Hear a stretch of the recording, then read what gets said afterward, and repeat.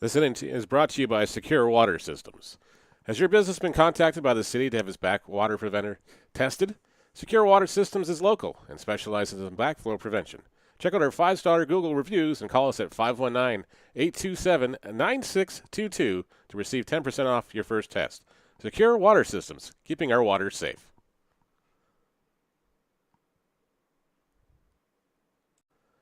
This inning is brought to you by Secure Water Systems. Has your business been contacted by the city to have its backwater preventer tested? Secure Water Systems is local and specializes in backflow prevention. Check out our 5-star Google reviews and call us at 519-827-9622 to receive 10% off your first test. Secure Water Systems, keeping our water safe.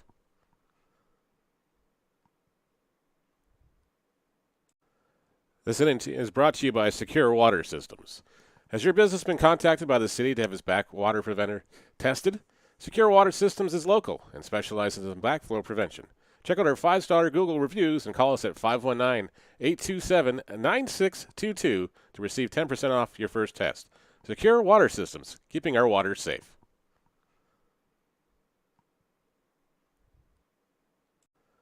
This inning is brought to you by Secure Water Systems.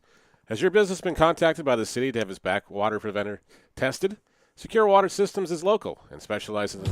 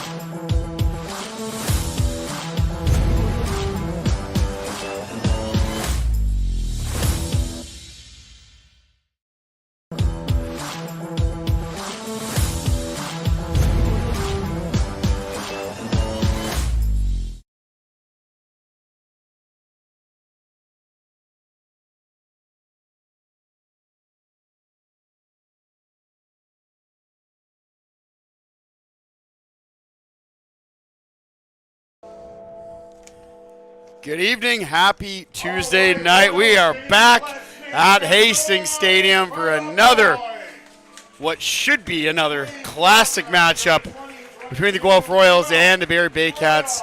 Hard to kind of compare as to what we saw here on Saturday night with Claudio Custodio breaking that strikeout record, Neil. And after Guelph went on the road and got stunned by the Hamilton Cardinals, come back home where the cooking's been good so far for them here on this field. No question, this is probably the hardest place in all of the IBL to get a win if you're the visiting team. So hopefully it stays that way if you're a Royals fan. And what we saw for the first time on Saturday on this field was Dino Romel's A-plus lineup. Now with Claudio Custodio having the night off from pitching, he'll actually play in the outfield. So this might be what we would call the A++ from Dino Romel against this Baycats team that would be a matchup of a makeup game that was a few Tuesdays ago rained out and will now be made up here tonight. So perhaps that poor weather for the one and maybe only second time we saw here at Hastings Stadium on game day plays into the favor of the Royals, who would really like a bounce-back win after that stunner down Highway 6 in Hamilton on Sunday. No question, and that's not at fault against the Hamilton Cardinals at all, but it just, it caught everything out of guard. An inning prolonged by an error, and things spiraled from there. The Cardinals scored 4 times in the 9th inning. The 3-run home run by Tristan Osika, the death nail, really, unfortunately. Yeah, walking it off. And of note, Kyle DeGrace, who caught in that game on Saturday for Claudio Custodio, will be tasked with the designated hitter spot this evening. And Sean Riley makes a rare appearance at first base, rare at least these days, but no stranger to the one bag is number 33 for the Royals. Of course, the Royals going with pretty much the predominantly right-handed lineup here against Frank Garces, trying to counteract that big man out there. And Frank Garces will be opposed by Jeffrey Nunez, who's getting loose on the mound right now with Noel McGarry-Doyle to lead it off for the visiting Baycats, followed by Owen Jansen and Ryan Ryu.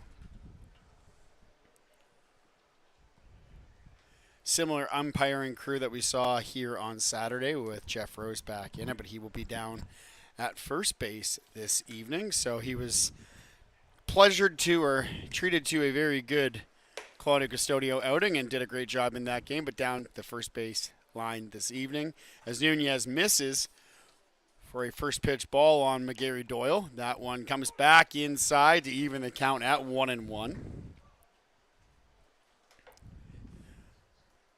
And that bright light on Claudio Custodio in left field will be tested right away. That sun shining, and Claudio makes the circus catch for out number 1. I don't know if he overran that one or just saw it at the last second there. You saw a bit of panic in the eyes of Claudio Custodio for maybe the first time this season, but kept his composure, found a way to keep himself underneath that ball and make the catch, which, again, that left field sun has been just things of nightmares for fielders in the first few innings here on night games. That one swung on by Jansen and popped up again to left field. Morrow has this one and makes the catch. Baycats are poking them there, but the Royals keeping their eyeballs on it and making the catches. And of note, the only guy out there with any sort of eye protection on is the third baseman, Malik Collymore. Both Custodio and Morrow, who have had to make plays so far, kind of chuckling with Collymore. Maybe perhaps asking if they can borrow his sunglasses for this next out. And that brings up Ryan Ryu, the power hitter, and first baseman for Barrie. Nunez misses for another first pitch ball. Ryu batting .327 on the season. He just looks like a power hitter as he pops this one foul. Yeah, there's a lot of things about Ryu that really spell that one out, and that swing was one of them. Just wanted all of it, but just a little underneath it and popped it up and out of play to even the count at 1-1. Nunez making his second appearance of the season. He pitched last Thursday in Welland in that little rain delay start. I believe he went 3 innings last time. And I believe just 6 pitches into this inning now, if I'm not mistaken, and 1 strike away from making it a pretty efficient first inning of work. Ryu fights that one off and stays alive.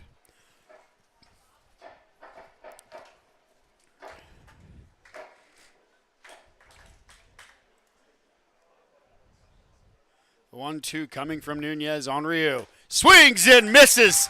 A 1-2-3 inning from Jeffrey Nunez to get it going for the Royals. We're halfway through 1. Dalton Pompey, Kyle DeGrace, and Sean Riley due up in the home half.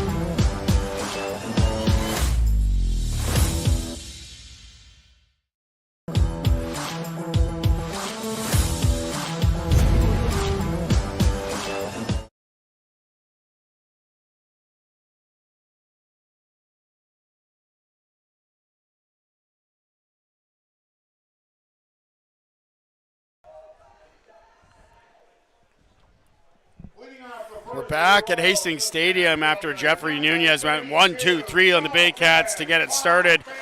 And now the Royals with a real chance to open it up offensively. Frank Garces, who came up to the IBL just a few weeks or a month ago now, settled in quite nicely. 13 innings pitched. He's been able to make some contact with 10 hits, but just 2 earned runs and good amount of strikeouts. The big, strong lefty will face a predominantly right-handed lineup from Dino Ramel's Royals this evening. Pompey will get it started. Garces stays away from the former Blue Jay, low and outside for ball number 1.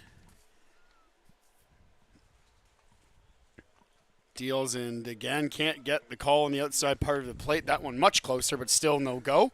2-0. Garces delivers. Pompey swings and misses, and of course Pompey, that switch hitter, I believe a little bit stronger so far this season from the opposite side of the plate as a lefty, but getting his reps in as a righty tonight for sure, at least until Garces' night is called to an end. 2-1 coming, no call, 3-1. Dalton not used to getting those favorable calls going that way. Usually a strike called shortly after is what happens, and as he makes his way to first base is called right back. Not so fast. Something that, again, he has likely come to expect and has become more accustomed to dealing with, but never really has shown any sort of animosity about those calls, but obviously becoming pretty familiar with them. The full count coming. Pompey waves, misses at one end. The dirt is tagged out for the strikeout number 1 from Frank Garces. And Kyle DeGrace to the plate for his first appearance of the evening. Again, he caught that game for Claudio on this field back on Saturday when history was made. Also found his way aboard late in the game before being hooked, but a great outing from Kyle DeGrace, another guy who's just settling in after a long summer of rehabbing and being able to get back into playing shape, has settled right in here in the Royals lineup and defensively behind home plate on most nights. Looks at strike number 1.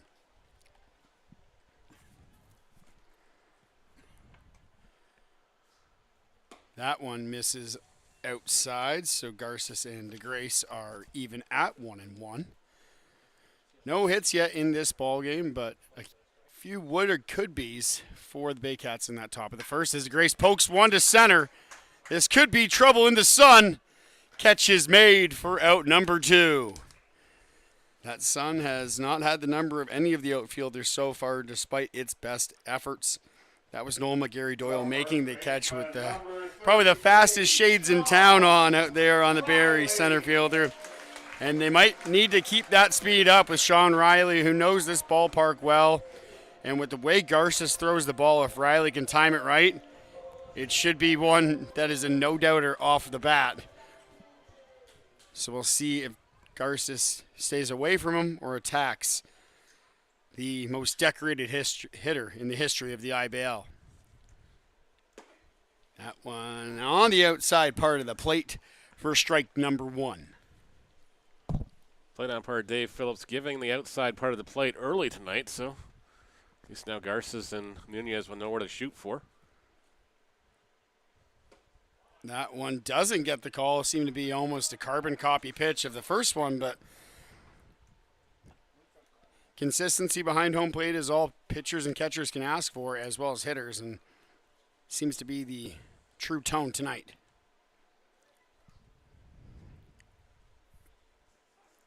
Riley calls time. Didn't like what he saw.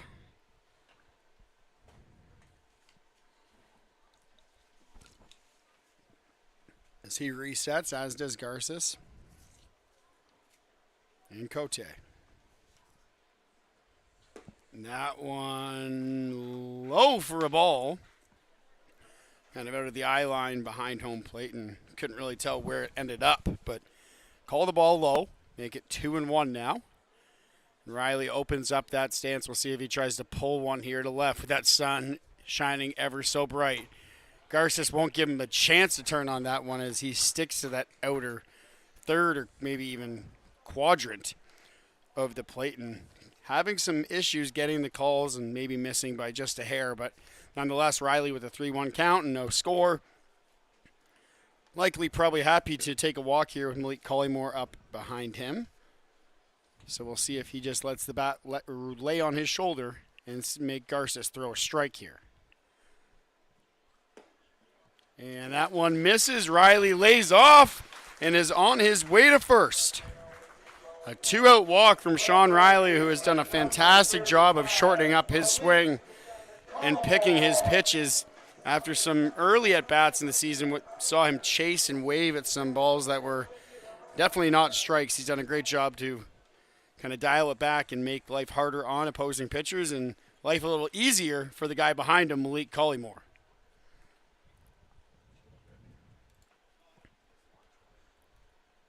Garces sets in again, a right-handed heavy lineup for this Royals team against the lefty Garces. That one misses for a ball, so it's going to be almost a show-me straight kind of mentality here with Josh Garton on deck. He'll be the first lefty of the evening in the lineup for the Royals. Looks like the Baycats are just trying to set up on the outside part of the plate tonight early, trying to atone for the last time these two teams met. Every time they went inside, the Royals clobbered a baseball somewhere. And that one did dance its way back over the outside part of the plate, definitely for a strike. Count is even on Collymore with Garces, ready to deal the third pitch of the at-bat. That one called strike 2. And again, nothing inside yet. And don't think that this part of the lineup is going to be the first to see that this evening, with the meaty part at the plate, and coming up even after that is Josh Garton.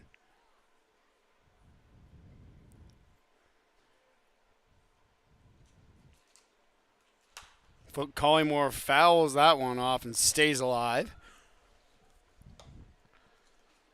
Collymore in a little bit of a mini slump. The 12-game hitting streak got snapped. And now he's been 0 for in the last 2 games. He's dropped the average down to 358, though. That's all the way down to 358. Yeah. 1-2 coming in. Collymore will like to see that average jump back up. If something was going on there in the hot corner for the Baycats, I'm not quite sure what Brendan Colley was doing over there, but he caught the eye of, I think, the home plate umpire, Collymore, and a few fans as well as myself. Kind of went into a whole squat mid-pitch. He was just trying to get loose over there or something. Collymore swings and misses, and I watched Colley do it again. He was just getting on his toes for a hot shot. Collymore could not make contact. Riley finds his way aboard by way of walk, but no hits for the Royals. We are through 1 inning, scoreless between Guelph.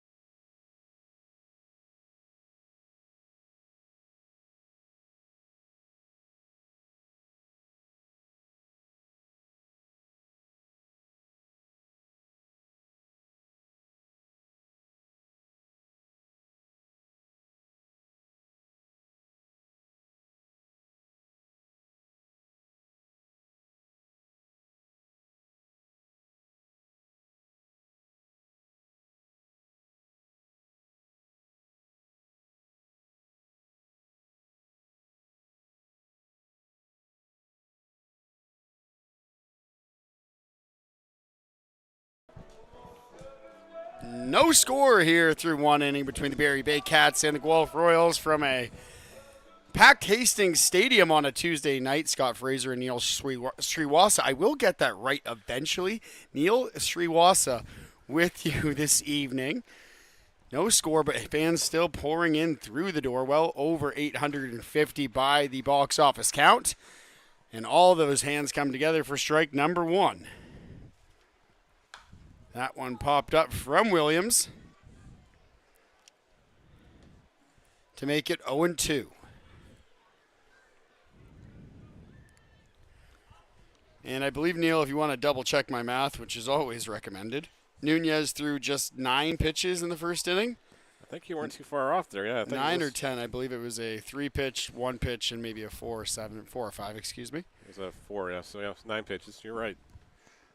So 0-2 quickly, and that one chopped by Williams to Morrow, who can't make the leaping grab off the second hop. Williams aboard with a leadoff single, the first base runner of the Baycats evening. Number 5, Josh Cote. Josh Cote due up next with Williams aboard, no one gone, and sun starting to kind of fade behind the grandstands, but still very much in the eyes of Claudio Custodio for the time being. Cote, a right-handed hitter, likely to try to pull one to that area if he can get a pitch to hit. That one from Nunez, not it, as it's an 0-1 fouled off first strike.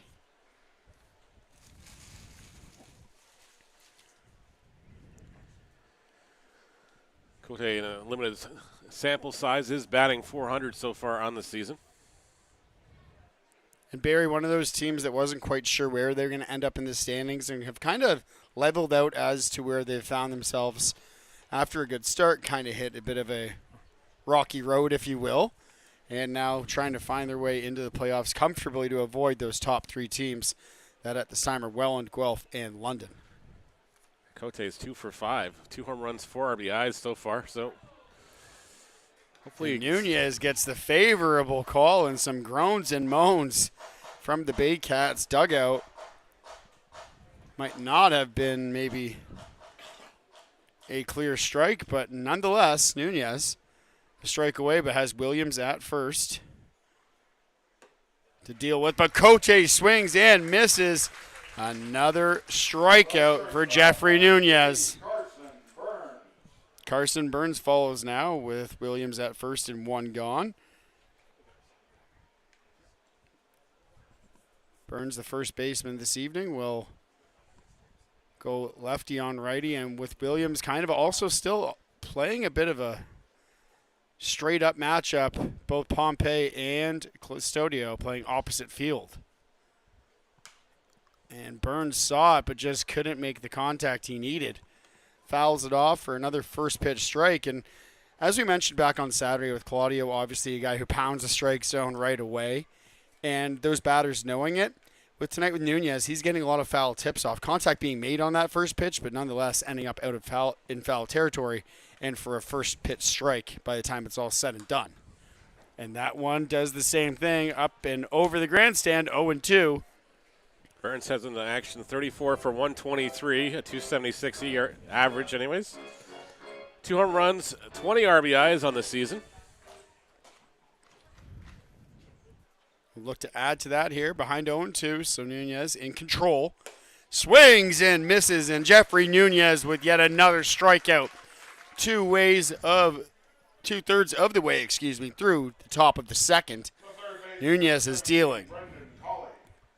That being said, I believe that is Justin Interessano along with a Royals pitcher heading down to the dugout to loosen up, or to the bullpen, as I get my terminology.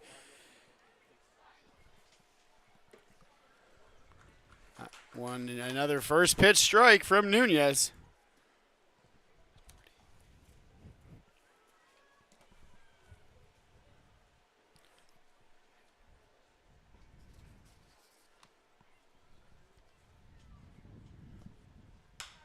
That one fouled off by Cauley. 0-2 yet again. So a bit more of a taxing inning for Nunez so far, but could still be a fairly quick one. And No one hoping for more of that than Claudio Custodio.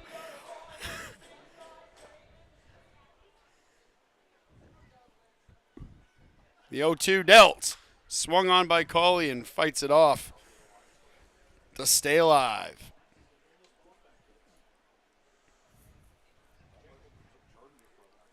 Cauley getting direction from his third base coach and will re-enter the batter's box and get set to do the 0-2 again with Nunez. That one inside and then back over the plate for another strikeout from Jeffrey Nunez.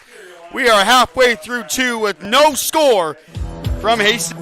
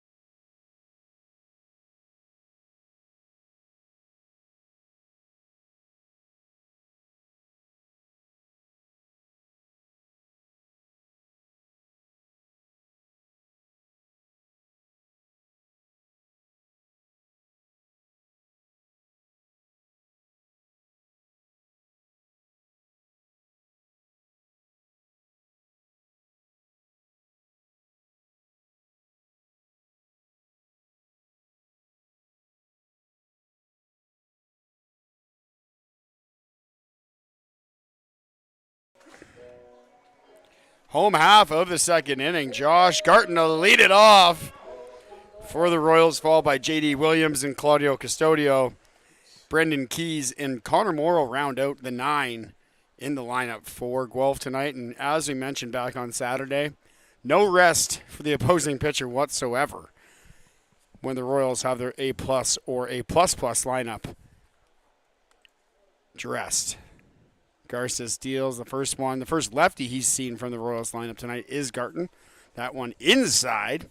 So a bit of a contrast as to what we've seen so far through the first 4 batters for Guelph. And Garton fouls one off quickly, even at 1-1, and kind of grimaced at that one. Don't know if it shook the hands or just missed it, but just didn't seem too thrilled with the outcome. But nonetheless, the count even, 1-1. Garton with a ton of power in that bat. Garces delivers. Misses. Makes it 2-1. Garton also with a bunch of patience in that bat. So not a guy who swings into strikeouts and sacrifices strikeouts for home runs or vice versa, but a guy who can really do it all and also find his way through the middle of the infield for a leadoff single. Josh Garton does it again.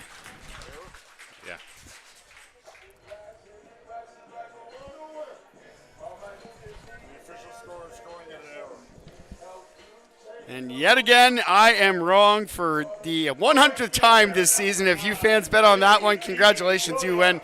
That has scored an error on the first baseman and second baseman, excuse me, yet again being cleaned up on my statistician duties. And J.D. Williams now with, nonetheless, Garton aboard with no one gone.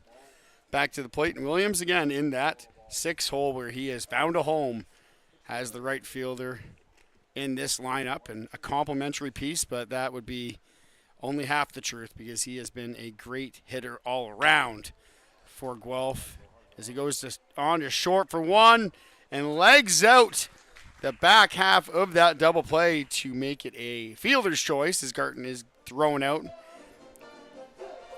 on the 6-4.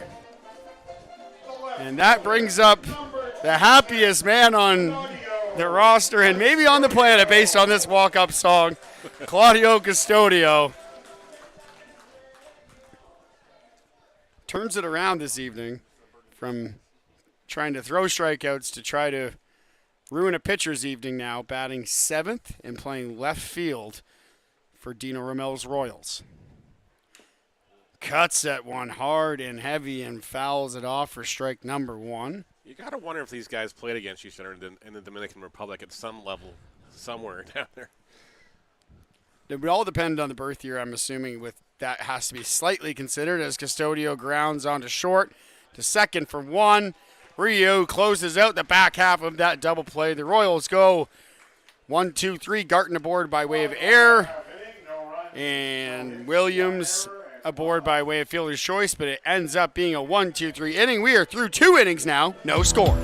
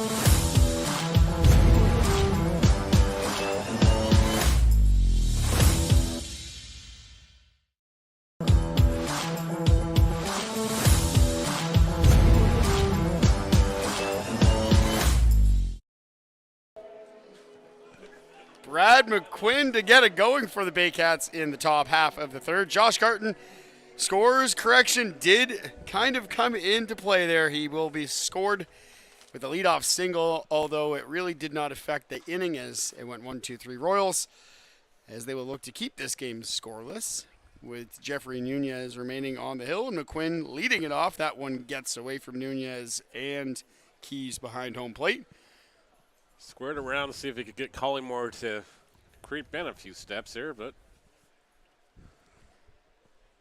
McQuinn followed by Familia and McGarry Doyle, who will see his second plate appearance all due up in this half inning. 2-0 now, McQuinn ahead of Nunez. It'll be interesting to see when the order gets back to the top here if they make an adjustment when they're facing Nunez here or not, or are they still in that trying to figure this guy out kind of routine here? And that's the confusing part, or maybe the tempting part, is they are making contact. They're just fouling ones off consistently, and it's almost like a rope-a-dope. That one swung on, hit hard to Garton, makes the easy catch, and over to Riley at first for out number 1. The right fielder, number 22, Juan Familia. Juan Familia due up next, and McGarry Doyle on deck.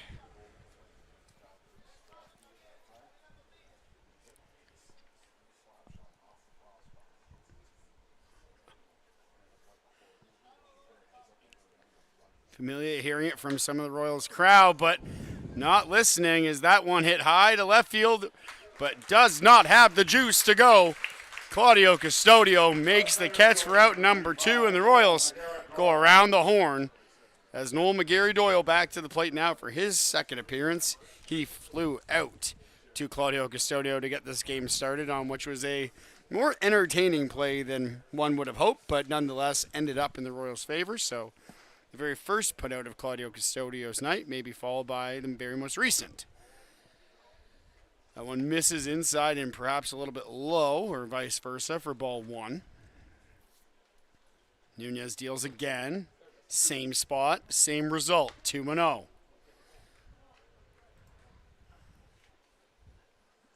Nunez and Keys trying to get on the same page. McGarry does him a favor and chases one for a strike. Noel McGarry-Doyle, 46 for 133, a 345 average, 1 home run, 14 RBIs in the leadoff spot. And fouls that one just over the head of home plate umpire Phelps, and as well as Brendan Keys, and no one worse the wear other than maybe another ding on the Hastings hardwood.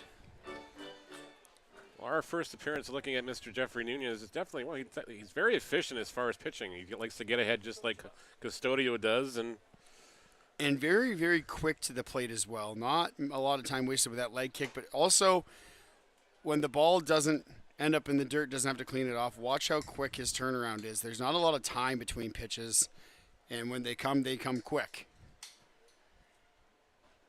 That one fouled off. McGarry trying to keep up, but well behind that one, but perhaps just a defensive swing anyways, as this count is now full at 3-2. First full count of the night, too.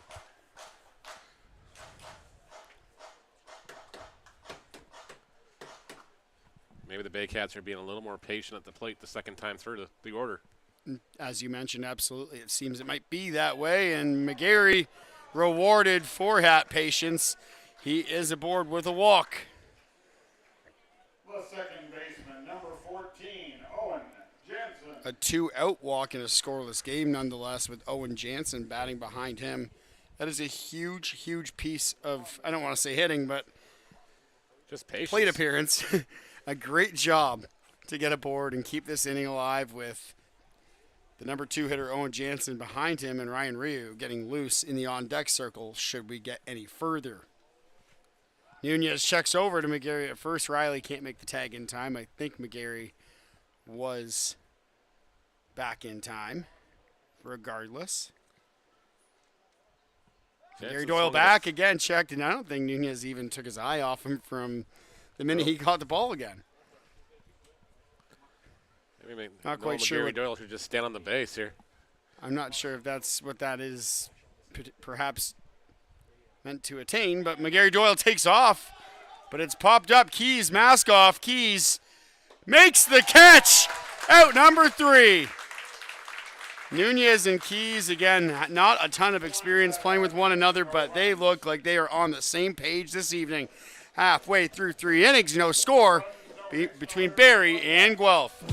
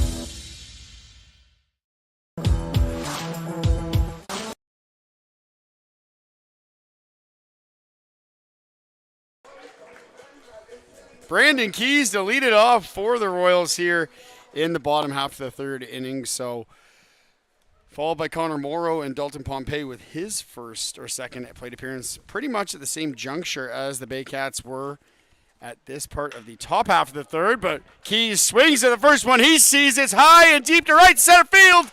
Just stays in the park. Keys off the bottom of the wall with a lead-off stand-up double to get the offense churning. Connor Morrow, his eyes are as big as beach balls, hitting the 9-hole with a man in scoring position and no one gone. And Connor Morrow swinging the bat that he's been swinging of late. Ideal for the Royals in this scenario.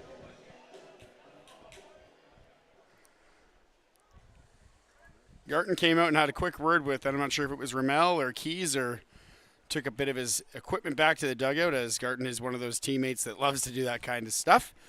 So Keys at second. And Garces with some work to do here. A couple eyes in the back of his head as Morrow. A shot gets through the middle of the infield. Keys had to hold up.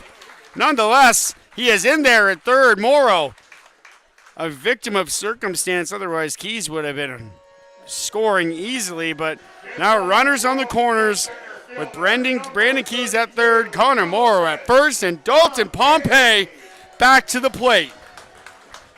Pompey went down on strikes in his first time out. You'll know he'll be looking to improve on that, and not really a guy who strikes out in back-to-back plate appearances all that often. Pompey actually stole home in Sunday's contest in Hamilton to give the Royals a 3-0 lead, but unfortunately, as we all know, that one didn't end that way. Calls time, and yeah, Pompey is that kind of guy that not a guy you really want to take your focus off at the plate, but more, I think the focus is don't let him get on base, because he's going to be a whole heap of nightmares and a whole lot of hectic He's got a headaches. huge hole on the right side if he can hook it through there. Pompey lays off and gets the called ball. DeGrace loosening up, so Guelph with a real chance here to open up the scoring with Brandon Keys, 90 feet from home. And DeGrace and Riley ready to follow Pompey here. That one swung on and sliced to right field, but not deep. That one caught, and Keys tags. Throw off line, hops over the catcher's head. Cote couldn't make the catch. Keys may not have beat it, but ended up safe at home. Morrow to second, so Pompey gets his job done and manufactures the opening run of this game. One gone now. Morrow at second. DeGrace back to the plate. And perhaps a lullaby to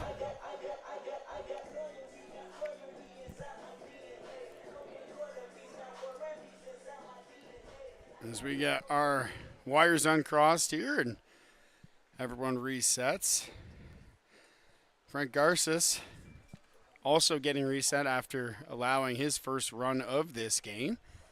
Morrow at second, still a threat to add to this lead with DeGrace at the plate.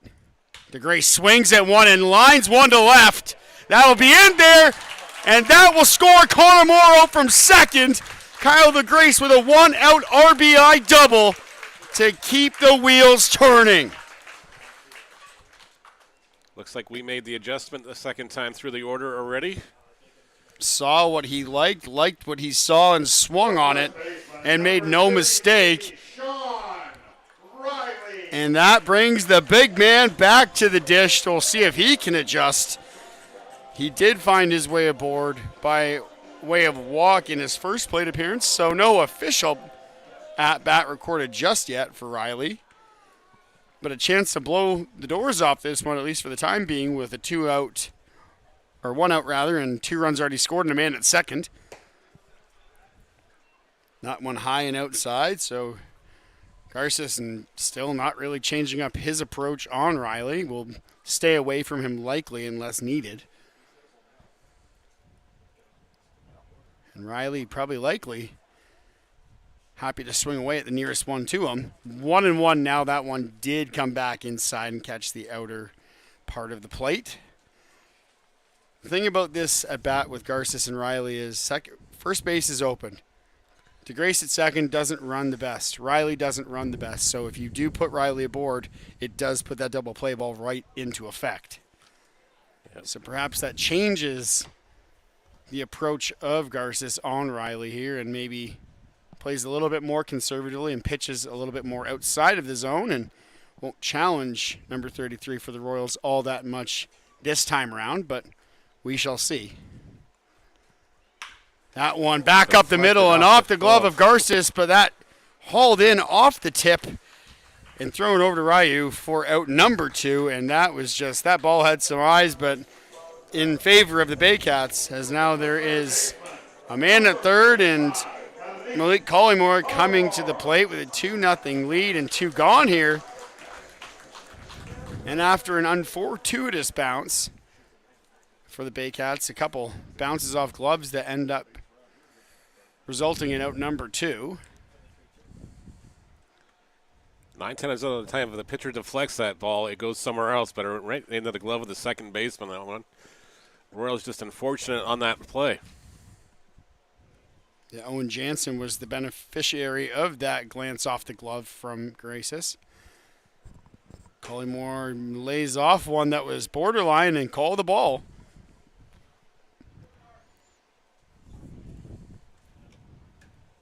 The sun has now officially set beyond the outfield, so sunglasses, no need for the left fielders. And Noel McGarry Doyle has taken his off to rest on top of the beak of his brim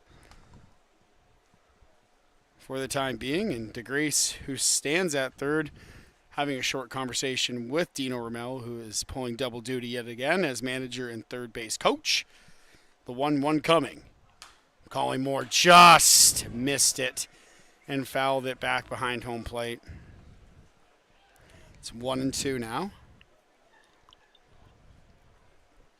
Lots of foul balls in this game so far, more than the average evening.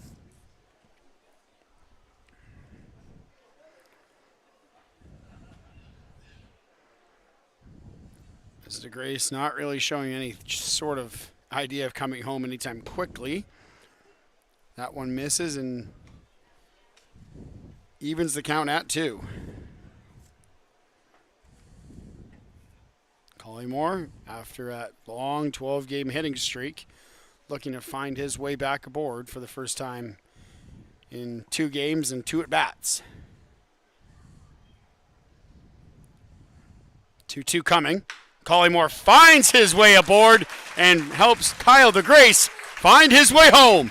3-0 Guelph. The second baseman, number 15, Josh Garten. Josh Garten back to the plate. He's 1 for 1 with an infield single, his first time out.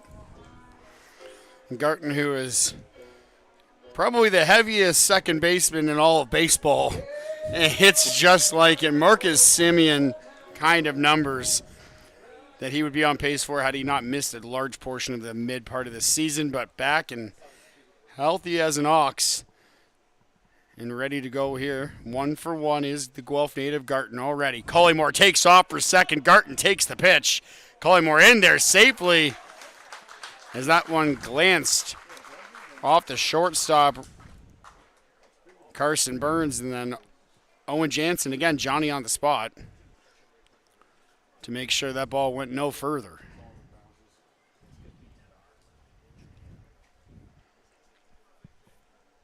That ball did miss for a ball, so a pitch rather missed for a ball, so it is 1-0, and Collymore took second. Garten swings at one that was likely a little outside and fouls it off and evens the count at 1-1.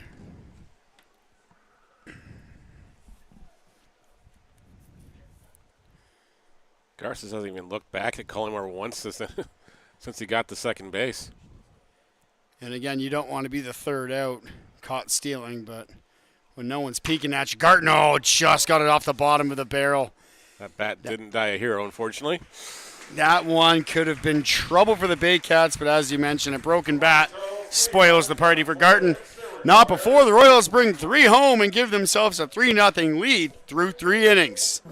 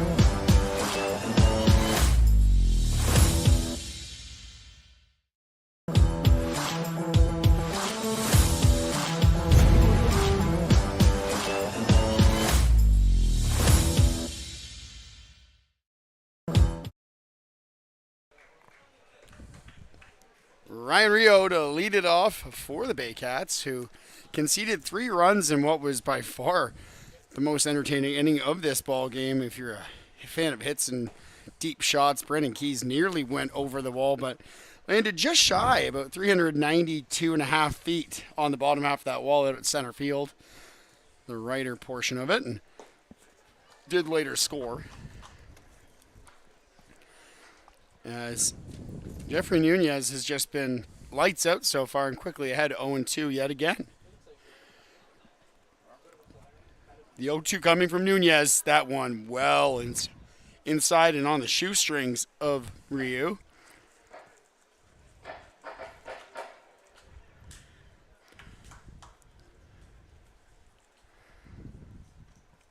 One-two coming, swung on and missed.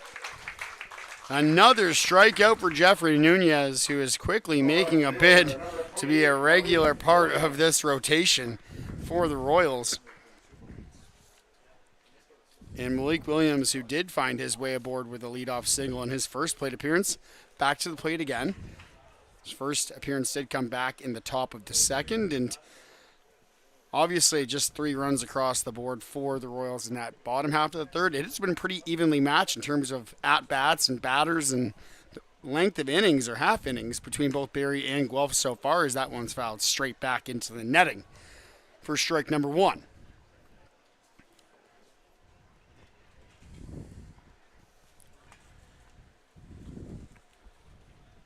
The best thing Nunez has done tonight is just not let any of the Barrie Baycats get comfortable at the plate. He's back in on them, ready to pitch as soon as they step back in the box.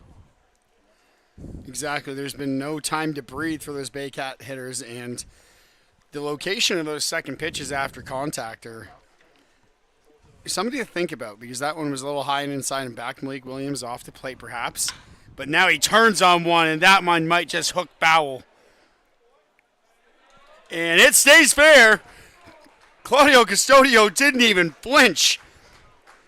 The sound of it, the look of it, you knew it was going to be a 50-50 play, and it landed just down that third base line for the Baycats' first run of the game. A solo shot from Malik Williams.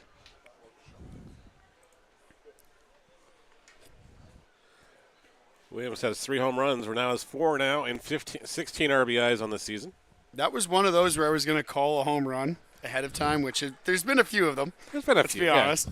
And Claudio Custodio's lack of even flinch. He didn't peek. He didn't even move.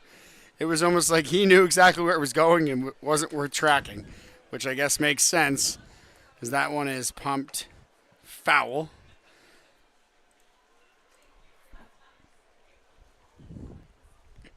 I guess if Claudio thought it was going to be a foul ball, he might have a chance on it, but obviously, nonetheless, that was a home run from Malik Williams, and the Baycats are on the board, but with 2 gone, 1 out to right field, J.D. Williams calls his own number, makes the catch. The shortstop, number 3, Carson Burns. And, excuse me, that was with just 1 out, and Carson Burns now with 2 gone will make his way to the plate. Again, numbers aren't my thing. Yep, Burns struck neither out is long vision. Burns struck out on 3 pitches his last time at bat. Fouled off the first 2, and then Nunez was able to punch the corner on the last one. He starts there with a punch corner here. Another first pitch strike from Nunez, and again, the longest pause perhaps of his evening between pitches, but that one overthrown and off, I hope, the padding of Brandon Keys, because that took a hard hop off a loud thud. No one seems none the worse, and it is 1-1. Swung on and missed. Carson Burns a strike away from giving us that third out that we thought we had here.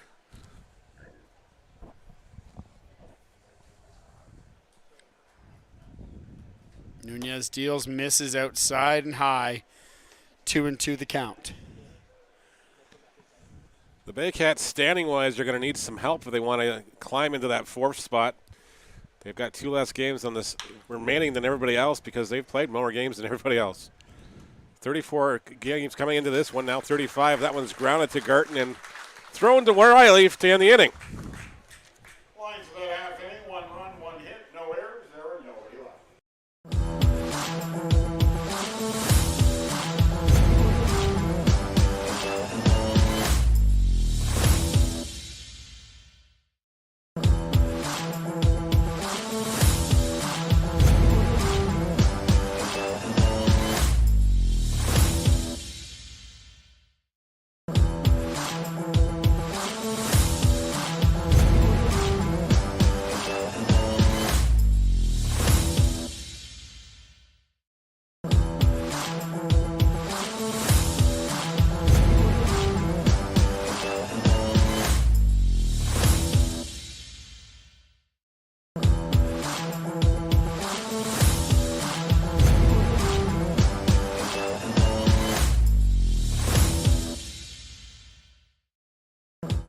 This inning is brought to you by Secure Water Systems. Has your business been contacted by the city to have its backwater preventer tested? Secure Water Systems is local and specializes in backflow prevention. Check out our 5-star Google reviews and call us at 519-827-9622 to receive 10% off your first test. Secure Water Systems, keeping our water safe.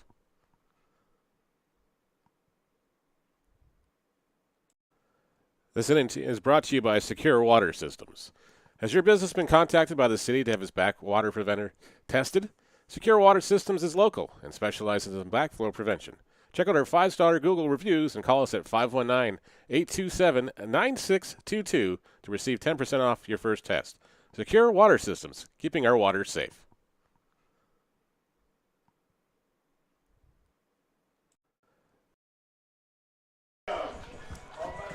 J.D. Williams back to the plate to lead it off here in the bottom half of the fourth.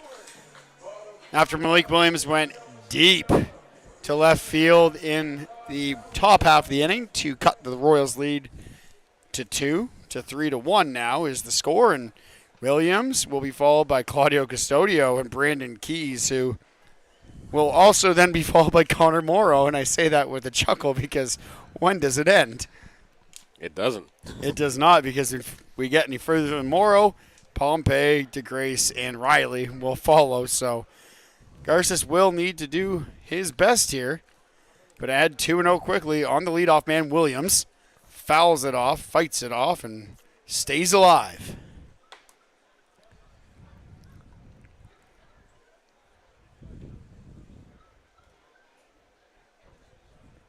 So we will do it again. The 0-2. Cote still behind home plate for the Baycats. No substitutions on either side just yet.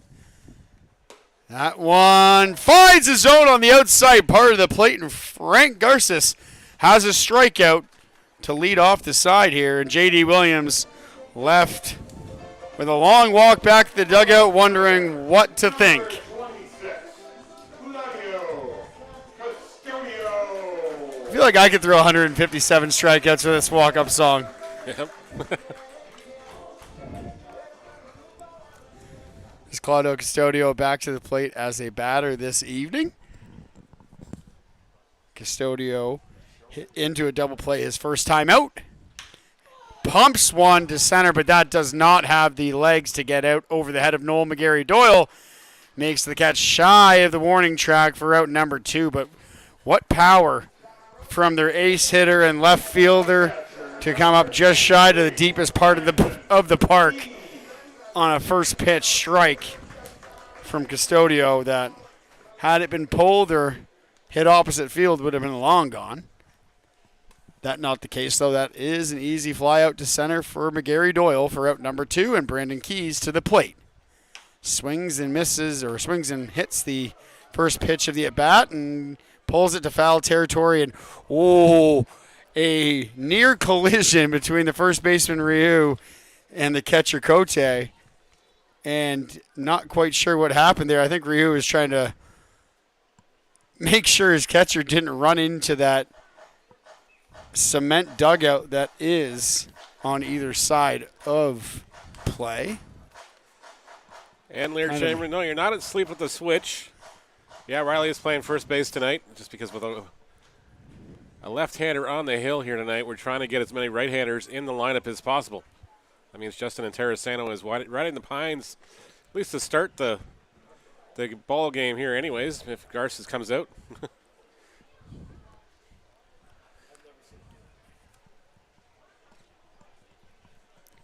So the count's now 0-1 after that ball fouled off. Keys pokes one opposite field, and that might find a hole. It does. It falls in there for a 2-out single from the Royals catcher. And that brings up Connor Morrow, who again can hit in any situation whenever called upon, and one of the most potent hitters in the league in terms of shortstops and middle infielders. Just goes to show how potent this Royals lineup is, with Morrow, who is hitting in the 2-hole for so long. And after finding so much success, this is not a demotion. It's just a strategic move, hitting 9th. So Morrow hitting well over 300 and has continued to swing the hot stick with another chance to extend the Royals' lead. can hit for power, he can hit for contact, and he can find a hole to poke to when he needed. And this might be just that very scenario here for the Royal shortstop, with Dalton Pompey loosening up on deck. Morrow looks at one that is called strike one, so the count is now even at 1-1. Morrow's got 23 runs scored, 28 RBIs in the season. Not bad for a 9-hitter. Swings and drops a knee at strike number 2.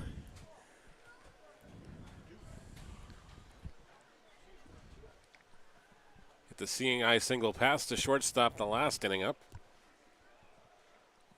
And his hit for power, he, again, has just done it all here at the plate and defensively for Dino Ramel. Keys takes off, but Morrow swings and misses at strike number 3. That brings the inning to an end. Keys the only man who found his way aboard. We are through 4 innings. It's 3 for the Royals and 1 for the Baycats.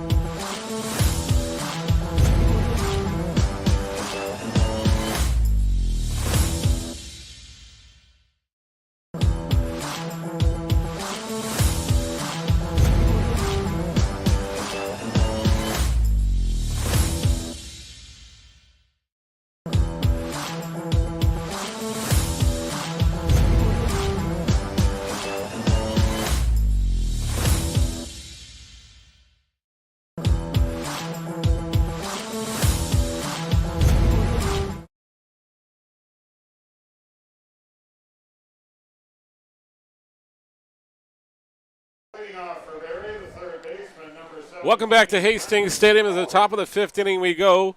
The Guelph Royals leading the Barrie Baycats 3-1. Evan Chenier on the hill for the Royals. He takes over for Jeffrey Nunez, who pitched 4 innings, allowing the run one on 3 hits. Sorry, on 2 hits. He had 5 strikeouts, allowed 1 walk as well. But his night is done. It's up to the bullpen the rest of the way through now.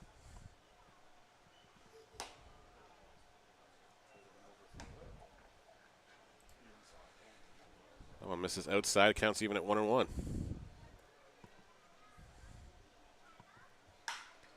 That one's lined into right field for a base hit. That would fall in front of Williams. And Brandon Colley's leadoff batter is aboard.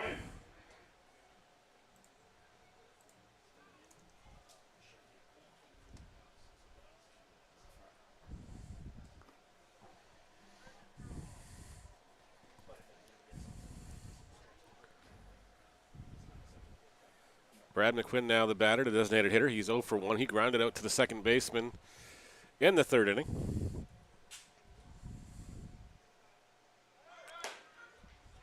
Squares around, takes the bunt, and he's ducked soup at second base as the hit and run was on, but it was botched.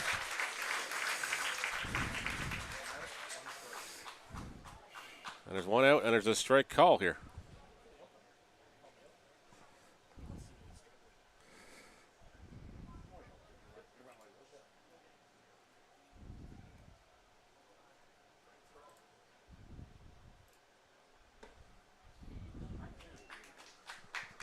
Strike called there. And Chenier now a pitch away from retiring McQuinn here.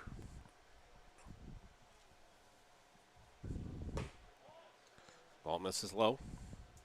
Counts 1-2.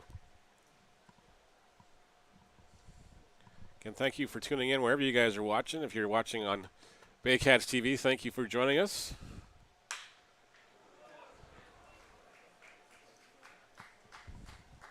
This one's lined into the center by McQuinn. And they'll try again with one away. Number 22, Juan Familia. Juan Familia, who flew out to the left fielder his first time up, will be the batter now.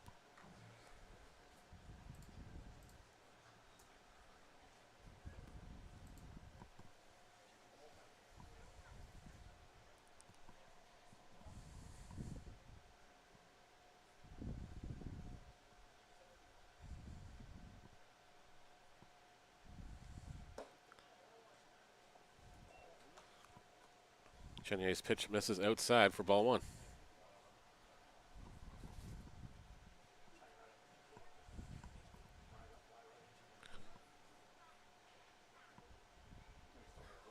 Familia batting .208 on the season. He's 0 for 1 in the contest tonight. Takes strike number one here to even the count at 1-1.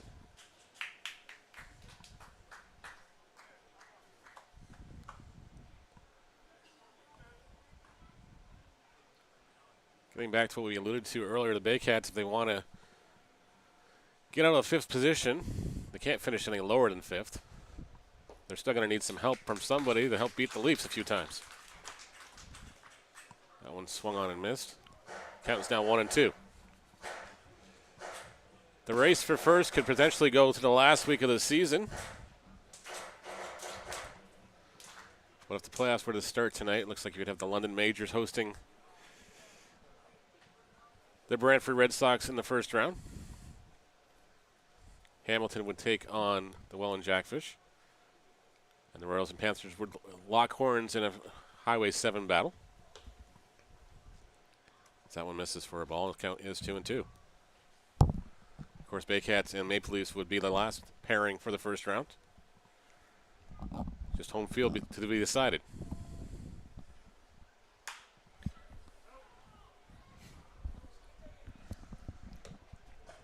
That one's fouled away.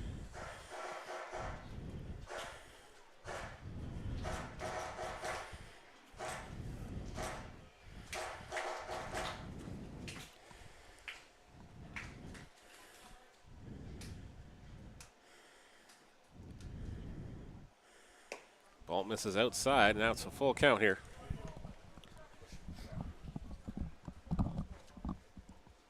Cheney in danger of putting the tying run on base here.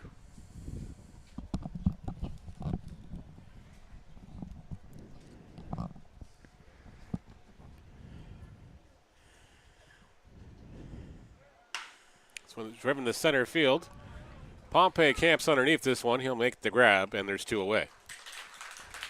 Hit and run was on, unfortunately for Barrie. That one just didn't pan out, and Dalton Pompey had a whole bunch of real estate to make the catch and keep this one at a two-run ball game. And as you mentioned, Neil, Evan Chenier with a real kind of conundrum on his hands here with just a two-run cushion and a man at first, and now the leadoff man back to the plate for his third time around, but yet his third plate appearance, but his first time seeing Chenier this evening.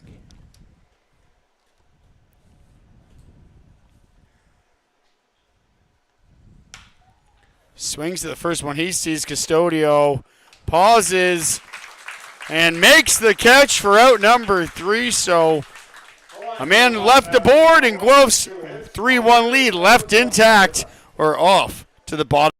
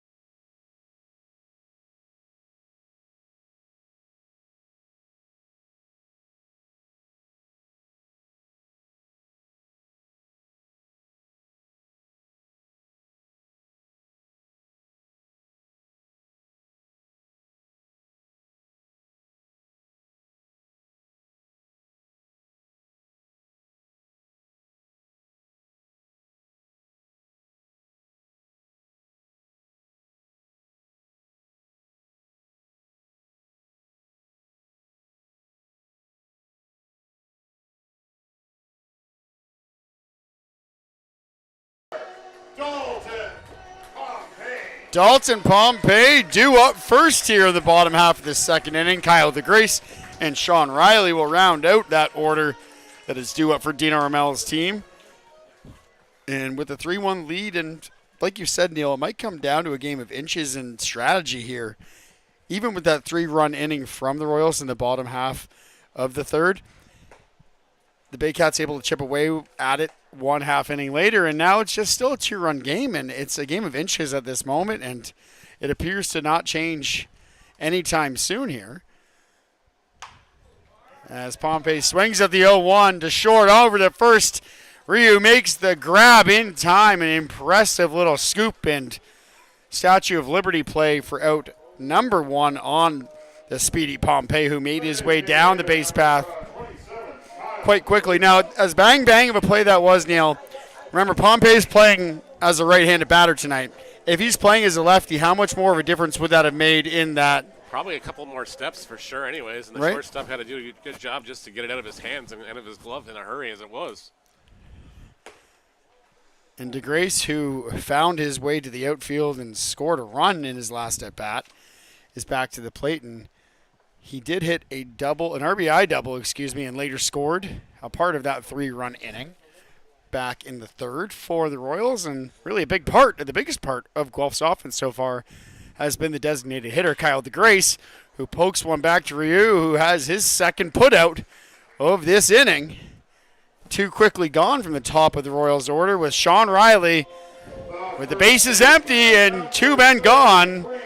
Sean Riley. Will make his walk to the batter's box, and no pressure on the big man, and even if there was, he wouldn't feel it.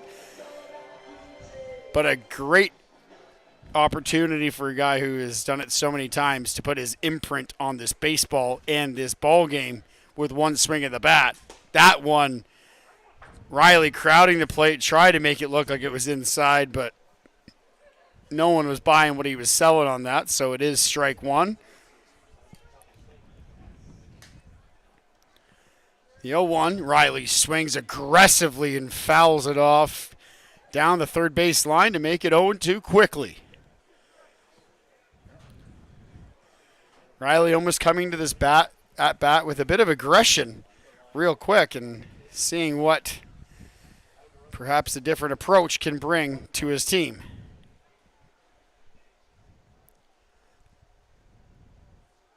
The 0-2 delivery.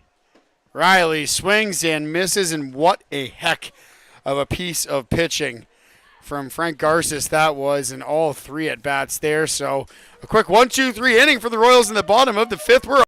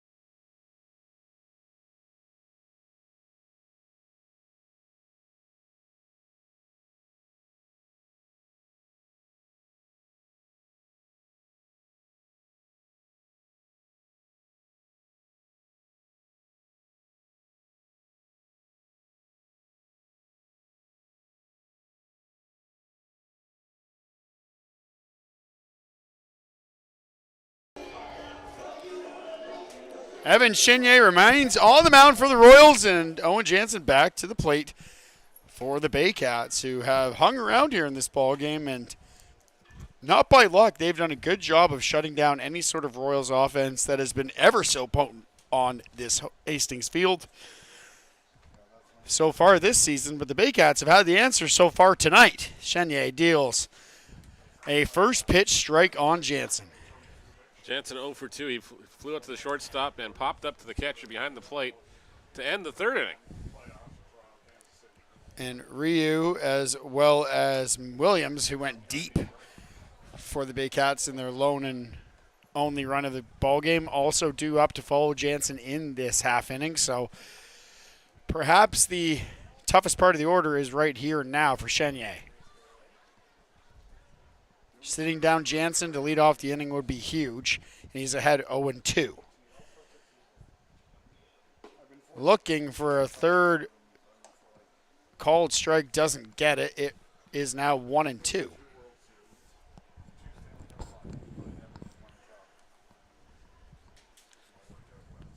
One-two coming. Chenier, that quick delivery. Jansen just early on it fouls it off behind the Royals dugout to stay alive and keep the count where it stands. 1-2. Looks like some light tossing going on down in the Royals dugout. Not sure, or the Royals bullpen anyways.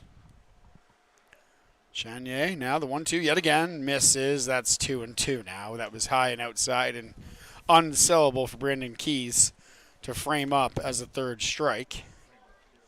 Count even at deuces. Infield playing back. Collymore a little bit tighter to his bag.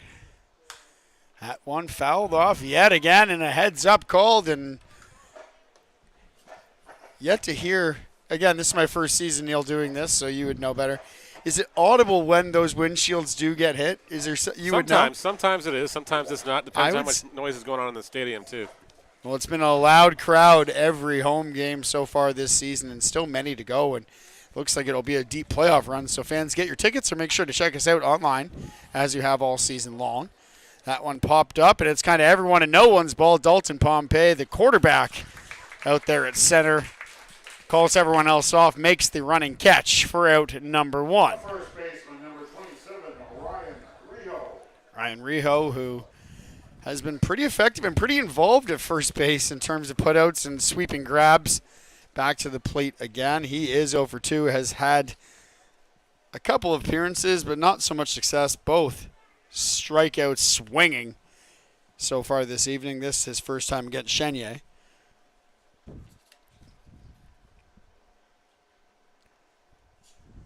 Swings hard and misses. That swing, if he connects with it, it's going to be somewhere over the up on Westmount Road. I don't care if I hit 0.99 and I hit one of those hard enough, I'm happy. Yep. And Ryu lays off one there and doesn't get the favorable call. It's now 0-2, but as you mentioned, Neil, it's swinging for the fences by definition. Did you ever play that old Ken Griffey Jr. baseball game on the Super Nintendo? I did. He reminds me so much of that batter with that big piece of bubble gum in his mouth, and he takes the big swing, and he goes down on strikes. He just seems still defeated. Swing big, miss big, hit big, though. Yeah. And that's ball chopped tomorrow at short. On to Riley at first for out number 2. I do not want to make a fool of myself yet again here. The first baseman for the Phillies, who led the league, Mr. Howard, can't recall his first name. Ryan Howard. Thank you. I was going to say Jason, and I knew it was wrong.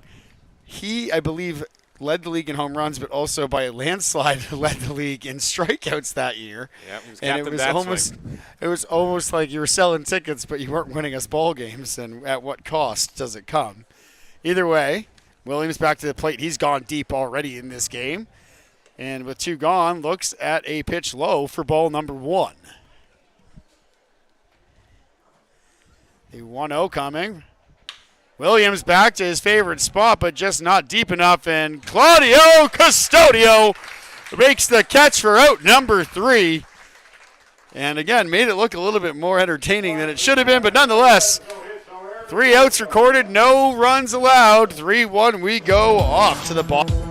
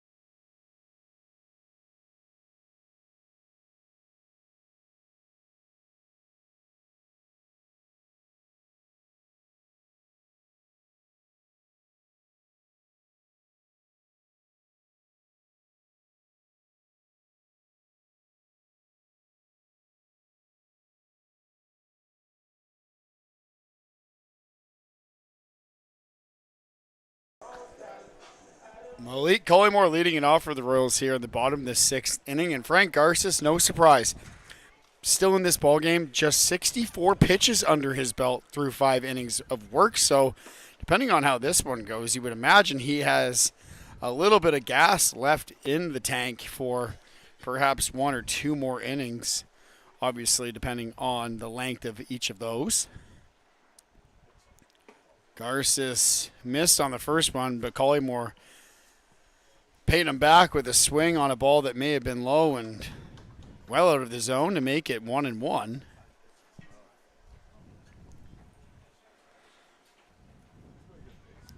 One misses and falls out of the glove of Cote, but no one aboard, obviously, with Collymore leading off. No worse the wear. So 2-1 the count.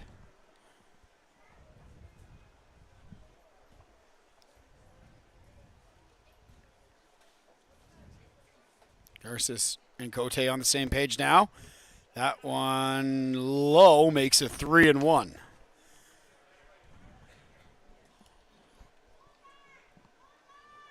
Collymore again will be followed by Garton and Williams. Garton loosening up and looking to make a real impact on this game.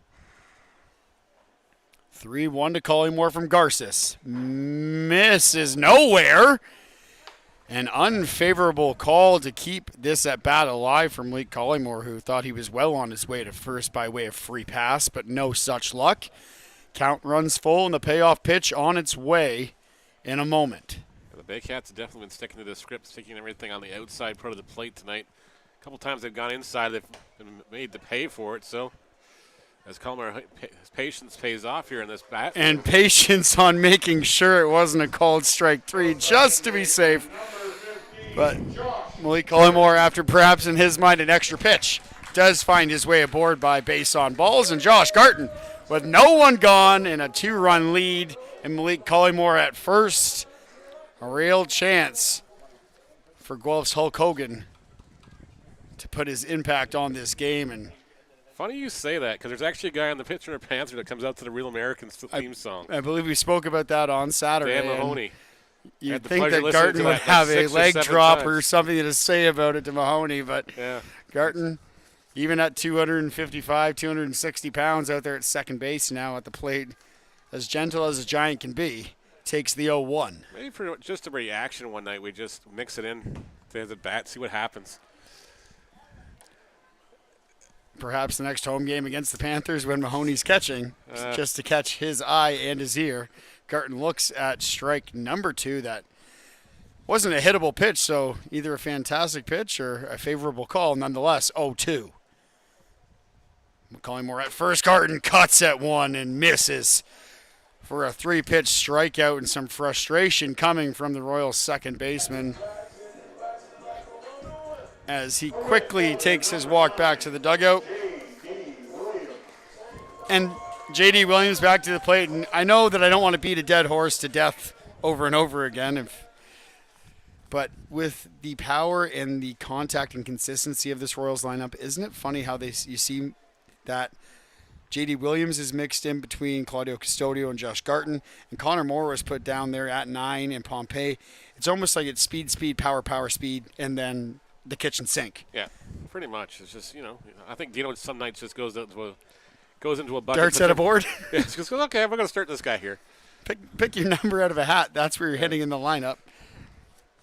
And obviously there is some method to the madness. Dalton Pompey, night in, night out, will lead off. Sean Riley likely to hit third because no matter what, the cleanup hit hole is where you want him, but hitting third guarantees you at least one more at bat in theory. So Williams with Collymore at first, who takes off for second. Malik slides in there, is in time. A 1-out stolen bag to get himself into scoring position as J.D. Williams is now even in the count at 1-1 with Garces. And Garces' inning that started at 64 pitches is quickly climbing.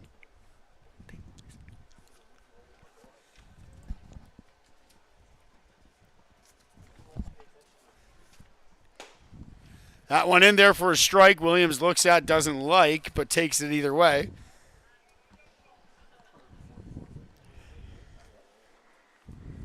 So Malik Collymore, who has been Johnny on the spot and on his toes on the base path, gets himself into scoring position. We'll see if he looks at third here with no one covering. Just one gone, but Williams is a very capable hitter in his own right. Slices one well foul and out of play.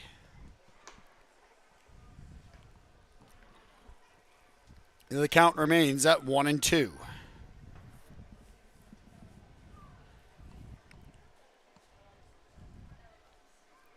Is now 1-2.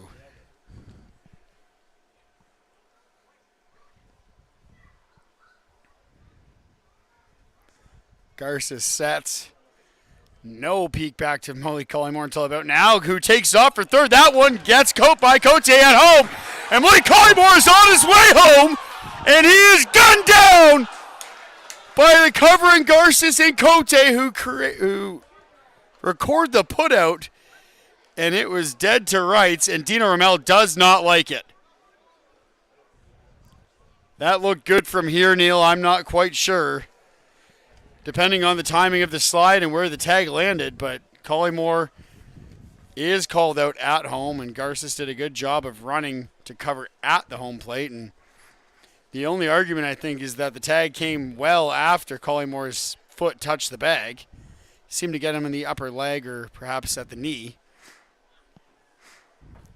But now Guelph, who looked to have a man home, have no one aboard with 2 gone and a 2-2 count coming to Williams. So the sails have perhaps been sucked free of the wind, but no, J.D. Williams pokes one back up the middle and finds himself a 2-out single through the middle of the outfield. Just pointed at himself in the chest to tell Malik Collymore, that one's on me. Yeah, Malik showed no hesitation when coming from second to third to turn that corner. But I know Dino went down to speak with the home plate umpire. I'm not quite sure why, but it was definitely bang, bang. But watching the throw come in, it seemed as if Collymore was dead to rights, and perhaps that's what the call was based on. But nonetheless, Williams aboard with a 2-out single, and Claudio Custodio to the plate. Another first pitch swing. It's almost like Claudio approaches his at-bat as if it was him pitching. Yep, so I'm going to throw you my best pitch, my first pitch through here, so go ahead. You want to throw me a fastball down the middle? Don't think I'll be looking at it. No, exactly. 0-1 chop by Custodio to third, over to short, but that will not be in time. So small ball paying off for the Royals, and Brandon Keys with a chance to add to this Royals lead that still stands at 3-1, but not nearly that small village that the Royals have left aboard in weeks past, but quickly becoming one if nothing happens here. Well, Keys knows the book on Garces. He caught a lot of them when he was with the Barrie Baycats, so no surprise he's got 2 hits off him. 2 on, 2 out. Keys at the plate. Swings at one and chops it to Garces, who can't come up with it. And that will result in everyone remaining safe. And Williams thought about coming home, but by that time, he would have been gunned out for sure. And with Panama and Connor Morrow walking to the plate.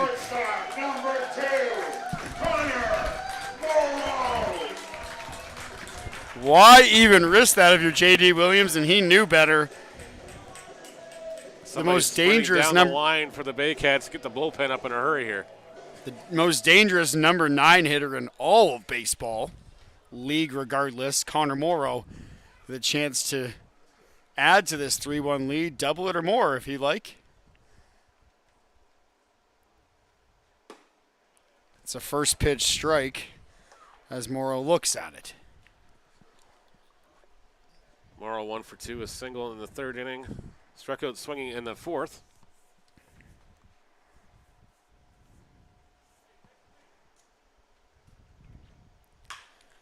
Morrow. This one to right field. Right fielder can't see it. Right fielder doesn't see it. You can tell he sees it in the last second, makes the catch, and gets out of there alive. So 3 men left aboard, and Connor Morrow left shaking his head. His game remains 3-1 through 6 innings from Hastings.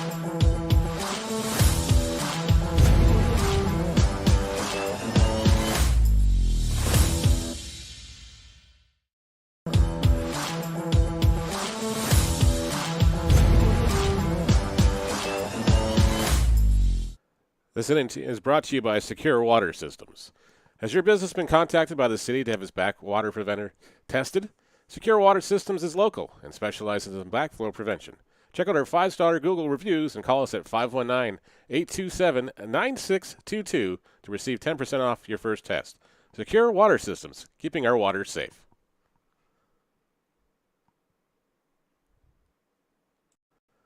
This inning is brought to you by Secure Water Systems. Has your business been contacted by the city to have its backwater preventer tested? Secure Water Systems is local and specializes in backflow prevention. Check out our 5-star Google reviews and call us at 519-827-9622 to receive 10% off your first test. Secure Water Systems, keeping our water safe.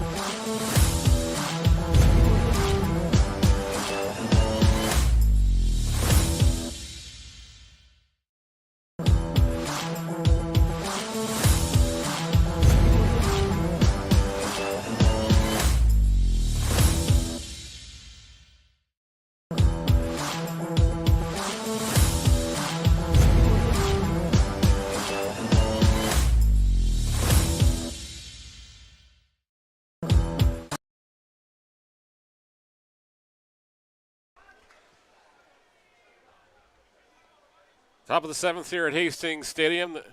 The Guelph Royals leading the Barrie Baycats. I'm Neil Sherwaswa. Scotty Frazier has left the building for a few seconds. It's going to man about a horse and maybe a beverage or two of the process as well. But thank you so much for tuning in this evening wherever you're watching. Another great ball game between the Baycats and Royals on tap. As first pitch to Cote is in there for a strike on the outside part of the plate.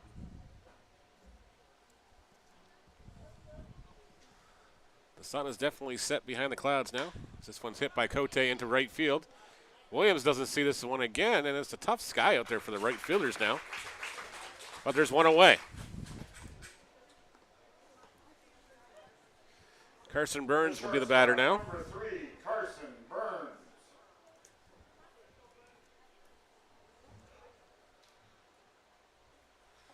Burns is 0 for 2. He struck out in the second inning and grounded out to the second baseman in the 4th.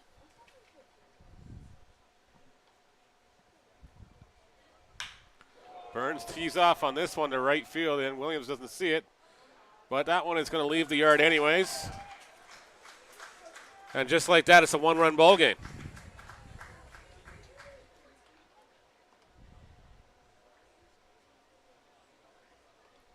Chenier's pitch got too much of the strike zone, and Carson Burns made him pay. The second home run on the night for the Baycats now makes it a one-run ball game. Third baseman, number 17, Brendan Colley.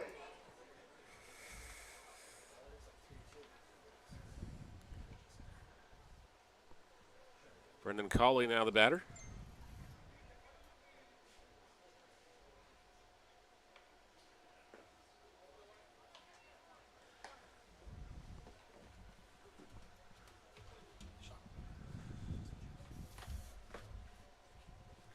First pitch is in there for a ball. Chenier comes back with a strike here, even the count at 1-1. My correction, Brendan Keys and Frank Garces were not teammates. Thanks, Al Ross, for correcting us on the fly.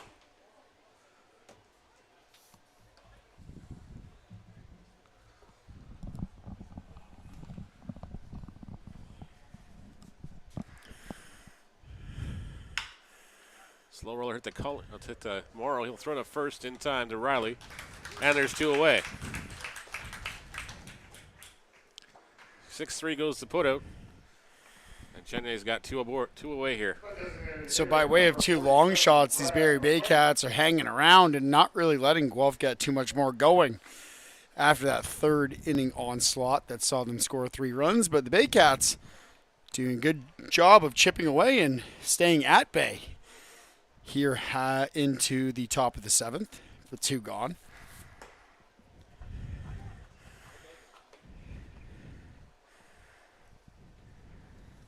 Brad McQuinn is 1 for 2. He grounded out to second base and singled his last time up in the 5th.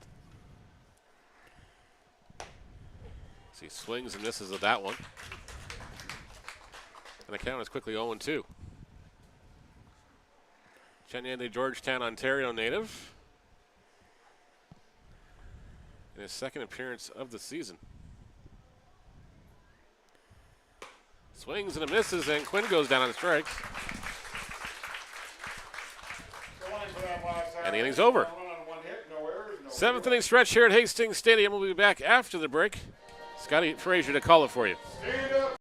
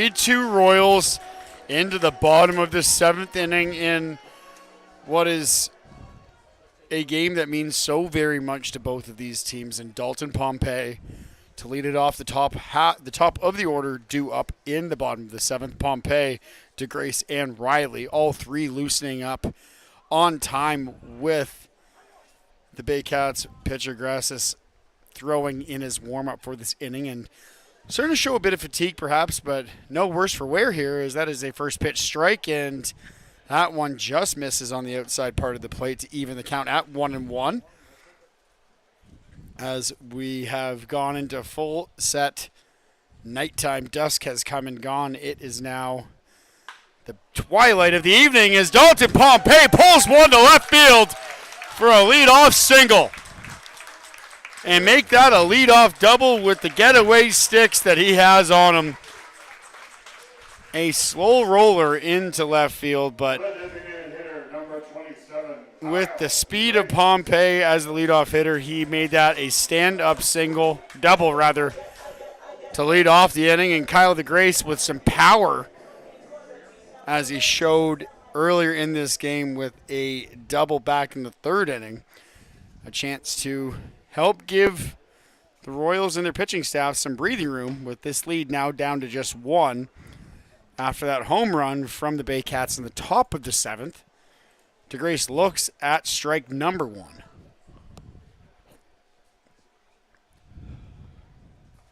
The 0-1 coming. In there for strike 2, and Frank Garces must have heard us speaking about potential fatigue, because that has been not at all on display yet here in the bottom of the 7th. A lot of zip on it. Pompey made contact, but yeah, there have been some good pitches in this bottom of the 7th from the Baycats starter. And that another one, but misses just high, I believe, and maybe a tad inside to make it 1-2.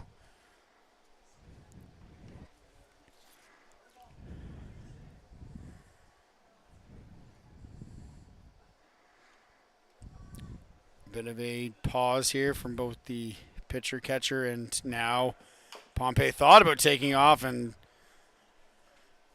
pulled the false start pull up and hauled back as DeGrace chopped one off and makes it 1-2 as the count remains that.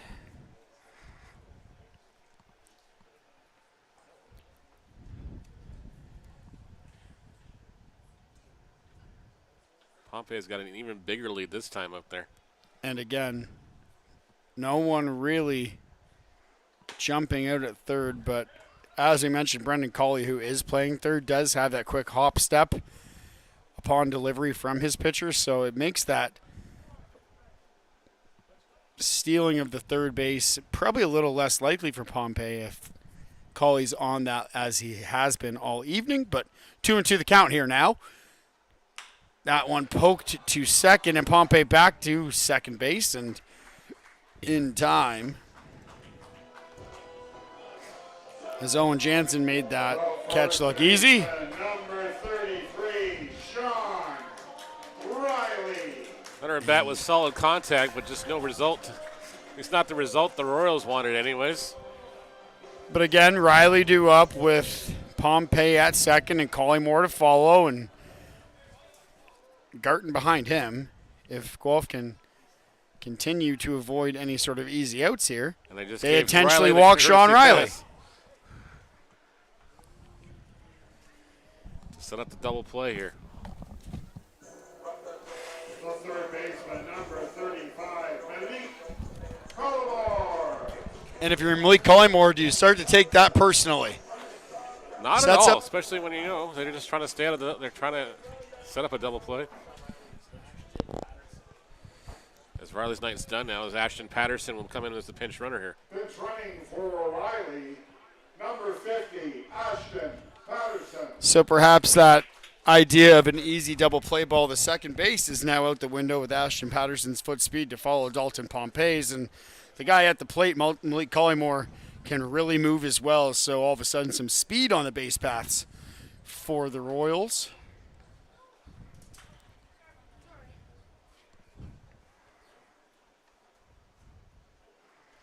As all of the infield playing a little closer in now. Knowing that a bunt might be on for Collingmore that could probably have every single Royal reach safely if it is played correctly, but that one misses low. And look where the third baseman is here. If Collingmore was to square around and drop it down, he's going to have no play whatsoever anywhere. Pompey takes off on the hitter. That one's going to go in the outfield. That's going to score a run. Stolen base and an E2 on the throw allows the Royals to add another insurance run here. It's now 4-2. And Pompey, maybe that was what exactly the doctor ordered, was a quick throw down from home to third and make a miss. And Dalton Pompey, no stranger to that, a la Elvis Andrews back in 2015. Andrews, excuse me. And some quick base running and a good jump can always make people panic. And in that scenario, Ashton Patterson gets his way to second. So that double play ball that they were hoping for by putting Riley aboard well out the window. And Guelph has doubled their lead. It's now 4-2. And Collingmore fouls one off of Cote, who seems to be no worse for the wear. And Patterson had a bit of a thought to follow in the steps of Dalton Pompey and take off for third there, but thought better of it as the pitch was delivered.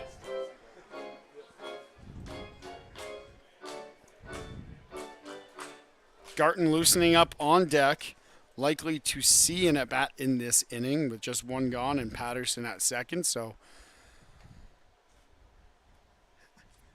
unless something miraculous happens, Garton will get an at-bat here. Patterson again showing bluff. Collingmore laid off. Count now even at 2-2.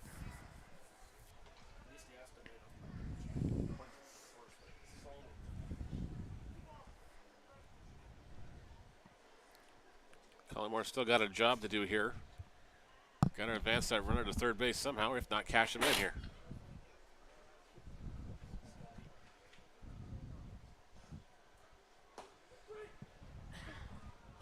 Strike three called to Collingmore.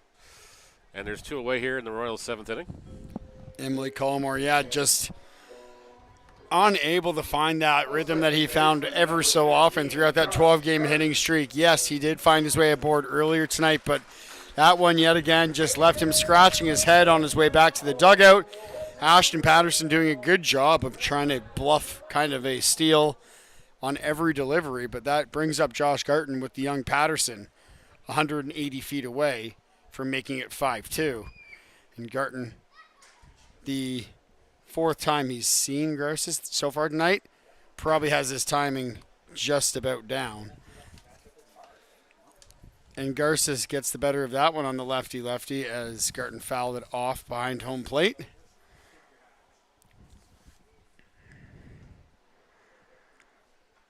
So Garton behind 0-1, and as mentioned, his fourth time seeing Garces this evening.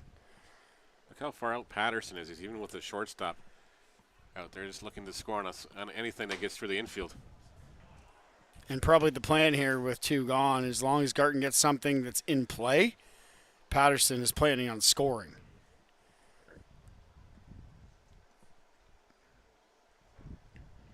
Ashton Patterson with a ton of foot speed. Garton fouls that one off, and it is strike number two. Counts 1-2 on Garton, who seems to be perhaps a little bit overzealous here in this his fourth at bat, and maybe expecting to have more of a book on Garces than has been seen so far in the first three pitches of his fourth go-round. Garton chops one to second. That should be an easy out at first. Not in time. That brought Rio off the bag as it was bobbled by Jansen at second, and Garton legged it out for an infield single. Patterson to third, and J.D. Williams back to the plate. Garton. Second baseman heard the footsteps on that one and bobbled the ball. Just couldn't field it cleanly. Is safe at first with an infield single. J.D. Williams. As I get confirmation that is scored an infield single yet again for Josh Garton, who did everything and then some to get those 90 feet in time. And he is hunched over at first base, and after a guy who You don't want to see that from a guy who has been so tender all summer long after coming back from an injury. His night is over, and a ginger jog from the Guelph native back to the dugout, but Brando LaRue comes to first with runners at the corners now for J.D. Williams and some real speed on the base paths. Hopefully didn't jar his back when he was running up the line here. Hopefully didn't jar the back anyways, but we'll have to see. Might have just been lifted for a pinch runner here in this situation anyways. One would hope, absolutely. That one misses outside and low for ball number 1. Williams is, again, yet a very dangerous hitter, especially with a man 90 feet from home. Swings and can't pull it back for strike number 1. Williams did reach in his last appearance with a single, was left at third, and one of those many now. Neil, we talked about it an inning or so ago about leaving a small village aboard, and it's starting to get to that point right now when Williams swings and misses, and Guelph is a strike away from adding 2 more to that small village with men on the corners.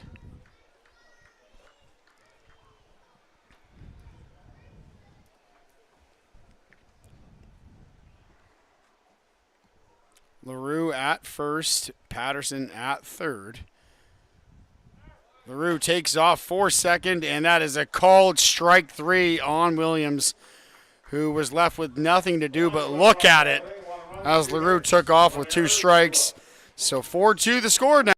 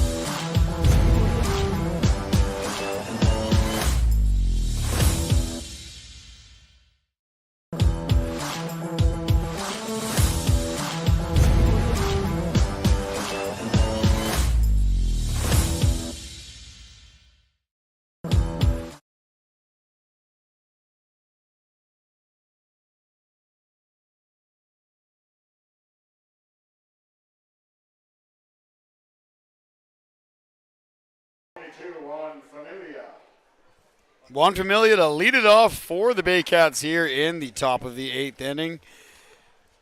The number for 2, he's flown out to the left and flown out to center field.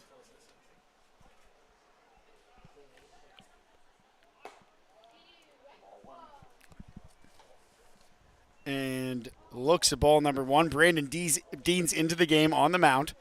Justin Interessano, who will take the spot of Ashton Patterson, who took the spot of Sean Riley in the lineup as a pinch runner, is at first. Brandel LaRue at second, and I believe that does it for our substitutions defensively for the Royals here in the top of the 8th. Steens is even with Familia at 1-1. That one gets to Morrow, but he can't haul it in and won't make the throw. Familia aboard to lead off the inning. The center fielder, number 95, Noel McGarrett-Doyle. And Noel McGarry-Doyle will make his way back to the plate for the 4th time this evening. 0 for 2 with 2 flyouts, and a walk. Yep. 2 flyouts to the left fielder, Custodio.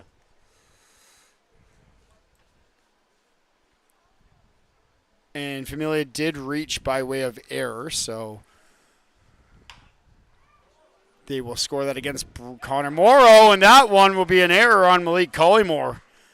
So 2 quick Baycats base runners by way of error from the Royals' most steady infielders, Morrow and Collymore. The second baseman, number 14, Owen Jensen. So I don't know what Brandon Deans did, but man, oh man, they owe him a couple favors here now, as those should be 2 easy ground ball outs that result in 2 runners aboard with no one gone.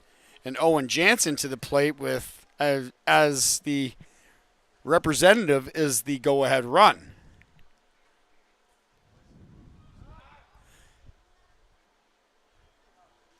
Deans wound and stepped off. There was a bit of a cat call there for a balk, but I'm not quite sure they were going to get it anyways. So Deans now resets on Jansen. 2 men aboard, no one gone here. A 4-2 game in favor of the Royals. Jansen fouls that one off behind home plate, 0-1.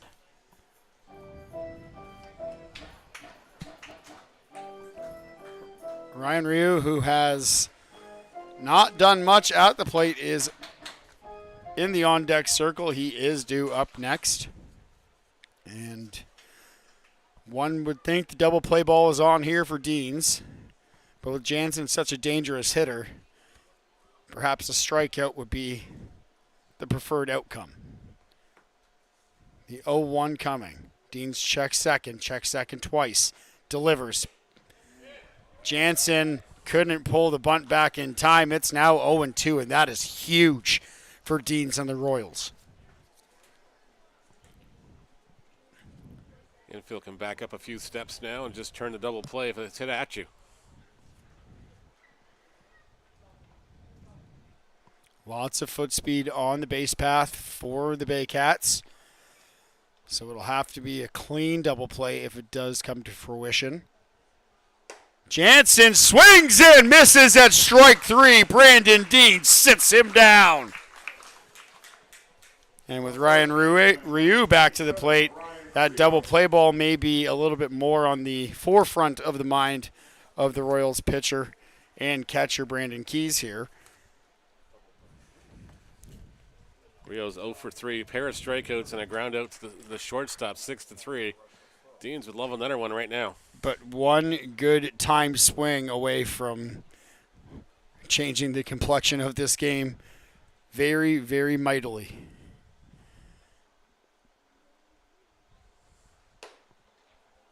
That one misses outside from Deans on Ryu, so 1-0.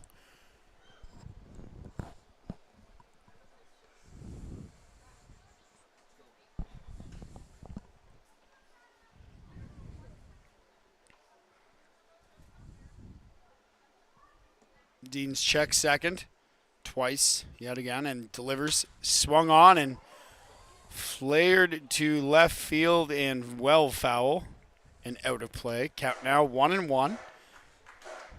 And some tense moments in a game that Guelph was really hoping to show some bounce back in after that heartbreaking loss to Hamilton on Sunday, and this their 3rd game in 4 days.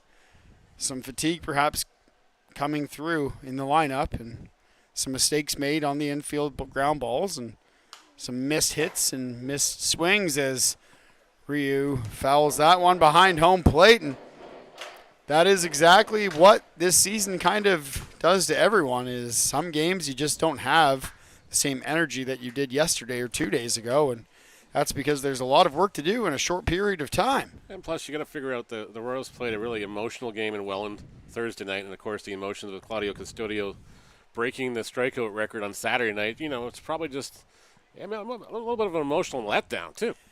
And a hangover, perhaps. An emotional hangover on Sunday. You go in there kind of half awake, and you think, you know what, this one's an easy win. And no, absolutely, Neil. You beat the best team in the league, come in and have your starter throw the exact right amount of strikeouts to set the record. And then, it's kind of that what's next type feeling. And emotional exhaustion may have set in, and not to say that the Royals are by any way letting this one slip away. It's still 4-2 in favor of the home team here with one gone in a 2-2 count. Ryu swings. Morrow picks it up. LaRue for one. Over in Terrasano. In time! They turn the double play, and the Royals get out of it. 4-2 halfway through 8. We're off to the home half of inning number 8 with the Royals with a 2-run lead.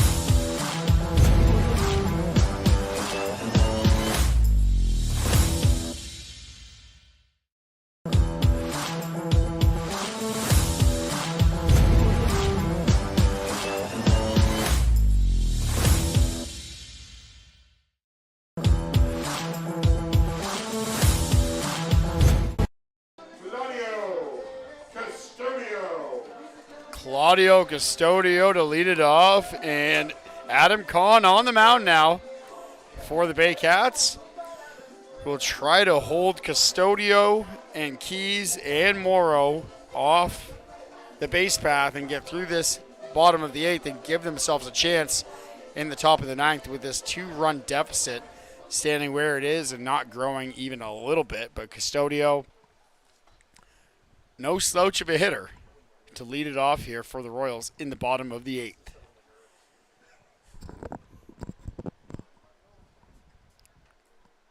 Adam Kahn, his first pitch of the evening, outside for ball 1. Different arm angle and different arm action here, so it's going to take a couple of pitches to get adjusted to this. And Claudio, who's swung at so very many pitches so far this evening, you would hope that if you're Barrie, he does just that, but got to give him something to swing at if you hope for that. That's 2-0. Both those pitches well off the plate and outside.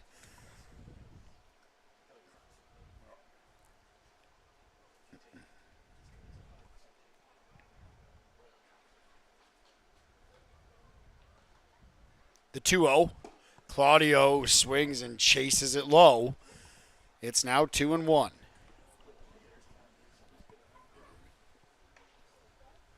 Custodio 1 for 3. His average coming into the ball game was .419. Grounded into double play, hit a fly ball to center field and singled his last time up. 2-1 coming, swung on hard and missed. 2-2. A little mad at himself for swinging at that one. He saw him hold the bat above his head there. Now he's taking a breath and trying to settle back into the box here.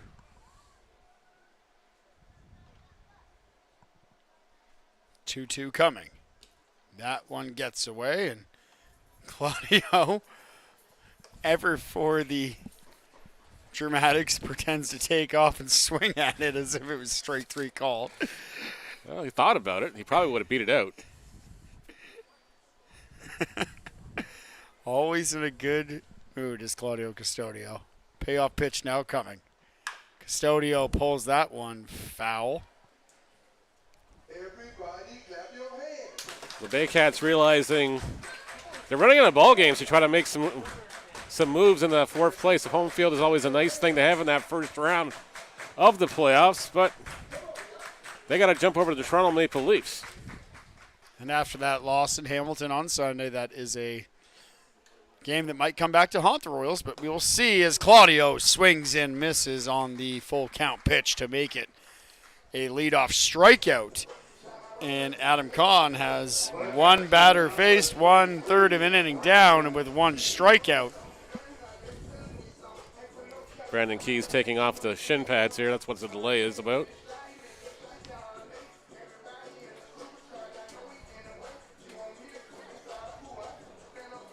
And Brandon Keys now making his way to the plate.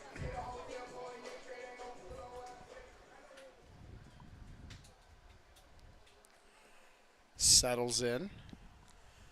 One gone. 2-run lead for the Royals in the bottom of the 8th inning.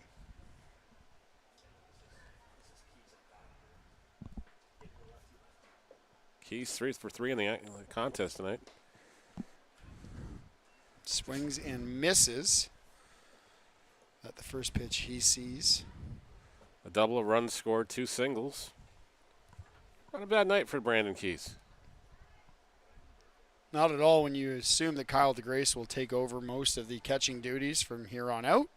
Good to see the catcher, Keys, come in with DeGrace as the designated hitter, come in and produce offensively, and then looks at strike number 2 here. So in danger of seeing his perfect night at the plate go away, but still, Keys, a formidable hitter and able to fight back here from 0-2.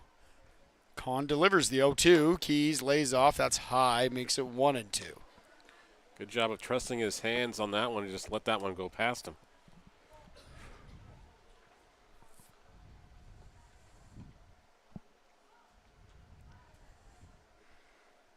Some nervous moments here at Hastings Stadium. As Kahn sets, delivers the 1-2. Keys pops it and hits it straight behind home plate and fouls it off. The count remains the same. It looked as if it was going to get some more air underneath it, but it ended up coming almost straight back towards the booth, and that netting had to make the catch.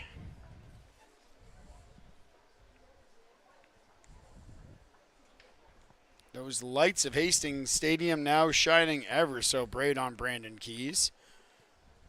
Looking to do something with the 1-2, and that one nothing to do with, makes it 2-2.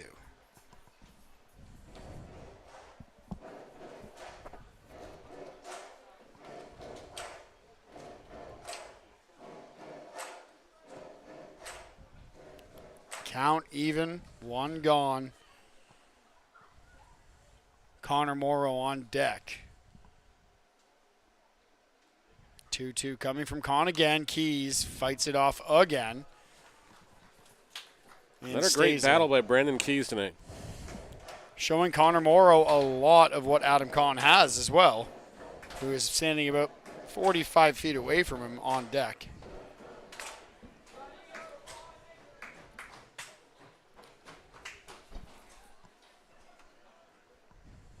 The 2-2 yet again.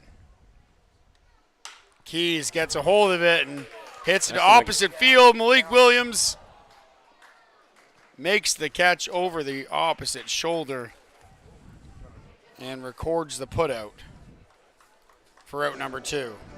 Good read by Williams out there in left field to get that one down. Most other fielders would let that one definitely find the gap there. That one, again, just like the Claudio Custodio catches, maybe not as orthodox as one would like, but still got the job done. And Malik Williams, a great job with those lights in his eyes as opposed to the sun. Fought them off and made the catch. Connor Morrow back to the plate now.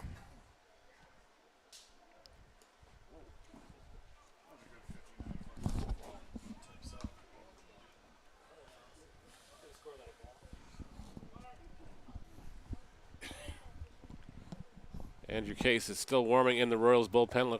Likely going to see the ball in the 9th inning. And why not? He's been lights out as a closer here so far. One misses again, makes it 2-0. If Morrow can find a way to keep this inning alive, Dalton Pompey will be up next.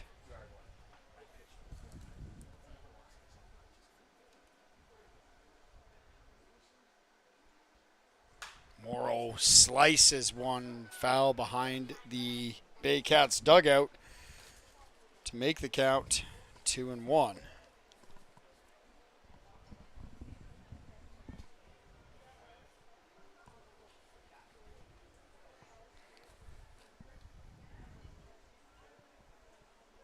So the 2-1 coming from Kahn on Morrow. Swings and misses to make it 2-2. Morrow does have one strikeout under his belt, but he also has a single and a run scored as well. He is 1 for 3 and would love to find himself a way to at least first base, or if not further, with Dalton Pompey loosening up. Morrow pulls one to left, and that should land in there for a base hit. Connor Morrow with 2 strikes and 2 gone. A stand-up double to bring Dalton Pompey to the plate. And with his team with just a 4-2 lead, what a huge piece of hitting from the Royals shortstop. There's few amount of things that I could say that can be determined as enough about Ethan Hammond and Connor Morrow at the plate this season, and that right there is just proof in the pudding, as Dalton Pompey is now in a glorious opportunity to try to extend this 4-2 lead to at least one more and keep this bottom of the 8th inning alive with 2 gone and Connor Morrow in scoring position. That one, a called strike on the outside part of somewhere.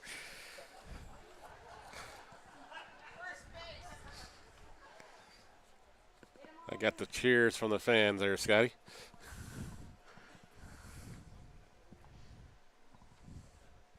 Oh, 1 coming now from Kahn on Pompey. Pompey calls time. Kahn was out there for forever and a day on that pitch.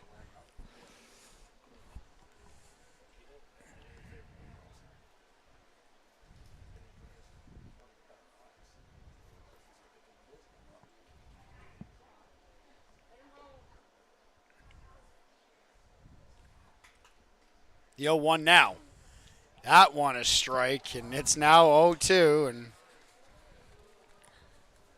Pompey kind of agreed with that one, but kind of didn't. He wanted to swing at it and held back.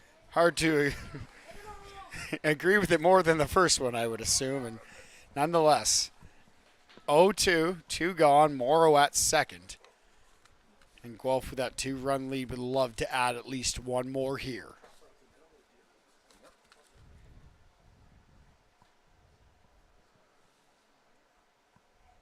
Rio's playing right down the line to take it away from Pompey here.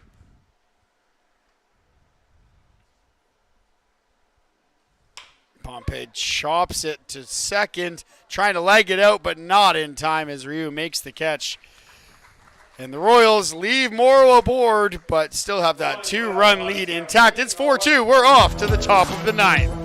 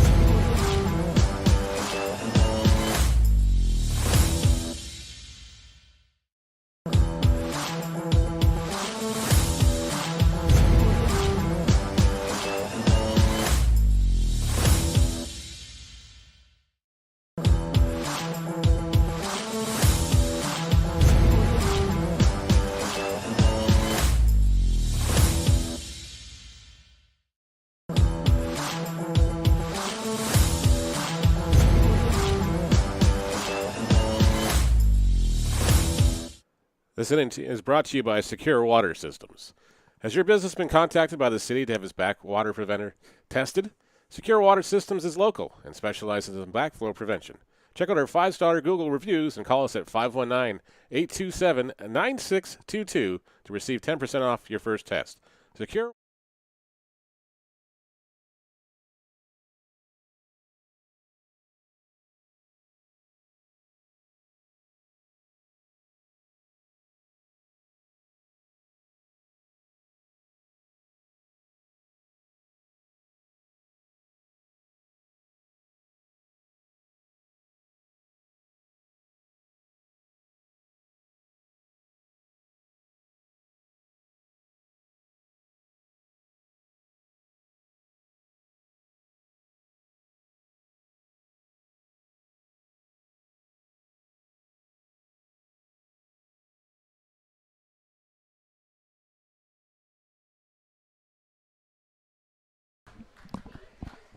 Malik Williams to lead off the top half of the 9th inning for the Baycats, who are down to their last shot, but not a huge mountain to climb, Neil. 4-2 they trail, and with Williams, Cote, and Carson Burns originally due up, we'll see what they do in terms of pinch hitters as Williams fouls one off for strike number 1, but some capable bats left in that dugout for the Baycats.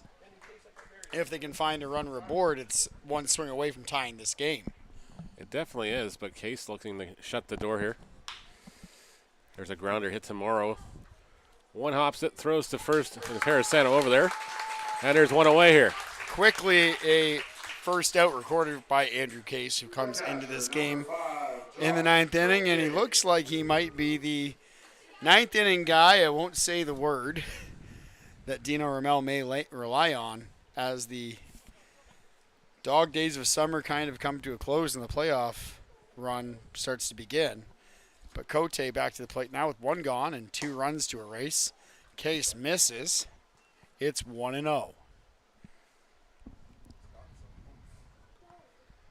Case unfortunately took the loss on Sunday's ball game. 4 unearned runs as the shock and awe happened in Hamilton. The Tristan shock and Osika.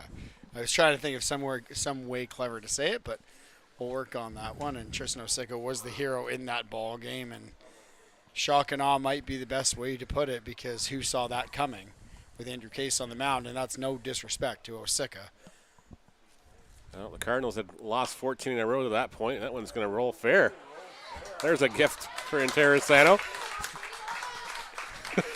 And Justin Terracano, a la the Claudio Custodio humor, plays the Bill Buckner, but does not make that mistake. Funny enough that happened. Sean Riley was mid-conversation in warm-up, throwing ground balls at Terracano over and over and over again, almost as if it was just mid-talk and it was something he was doing on the side. And Terracano was finding them and making every play. And that might be just something to get his feet going, and that may have been a part of what helped Juicy make that play look so darn easy for out number 2. And Case is now ahead of Burns for strike number 1 with 2 gone here. Now it's 0-2, and Andrew Case is a strike away. That's got to be 95. Like, it just got that extra zip to it. You can hear it when it hits the glove. There's a definite sound between 92 to 94, and then 95 and higher. It's got a little more of a zing to it. We'll see what Case comes with now. High, and Burns lays off.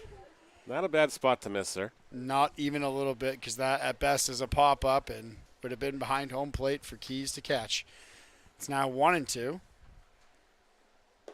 That one misses again, so now 2-2 count even. So the Baycats not dead in the water, pardon the pun, just yet.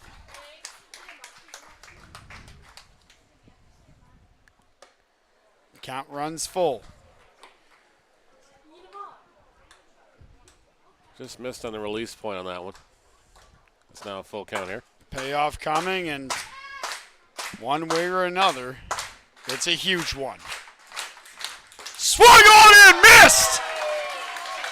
Andrew Case, another strikeout, and closes it out for Dino Ramel and his Royals teammates. Guelph wins 4-2 over the Barrie Baycats. That brings to a close a busy 4 days for the Royals, who go 2-1 in that span, and they are in a dogfight for the top 3 spots in the IBL. That'll bring our broadcast for this evening to a close. On behalf of Neil Sriwasa and everyone else here at Hastings Stadium, I'm Scott Fraser saying thank you and good night.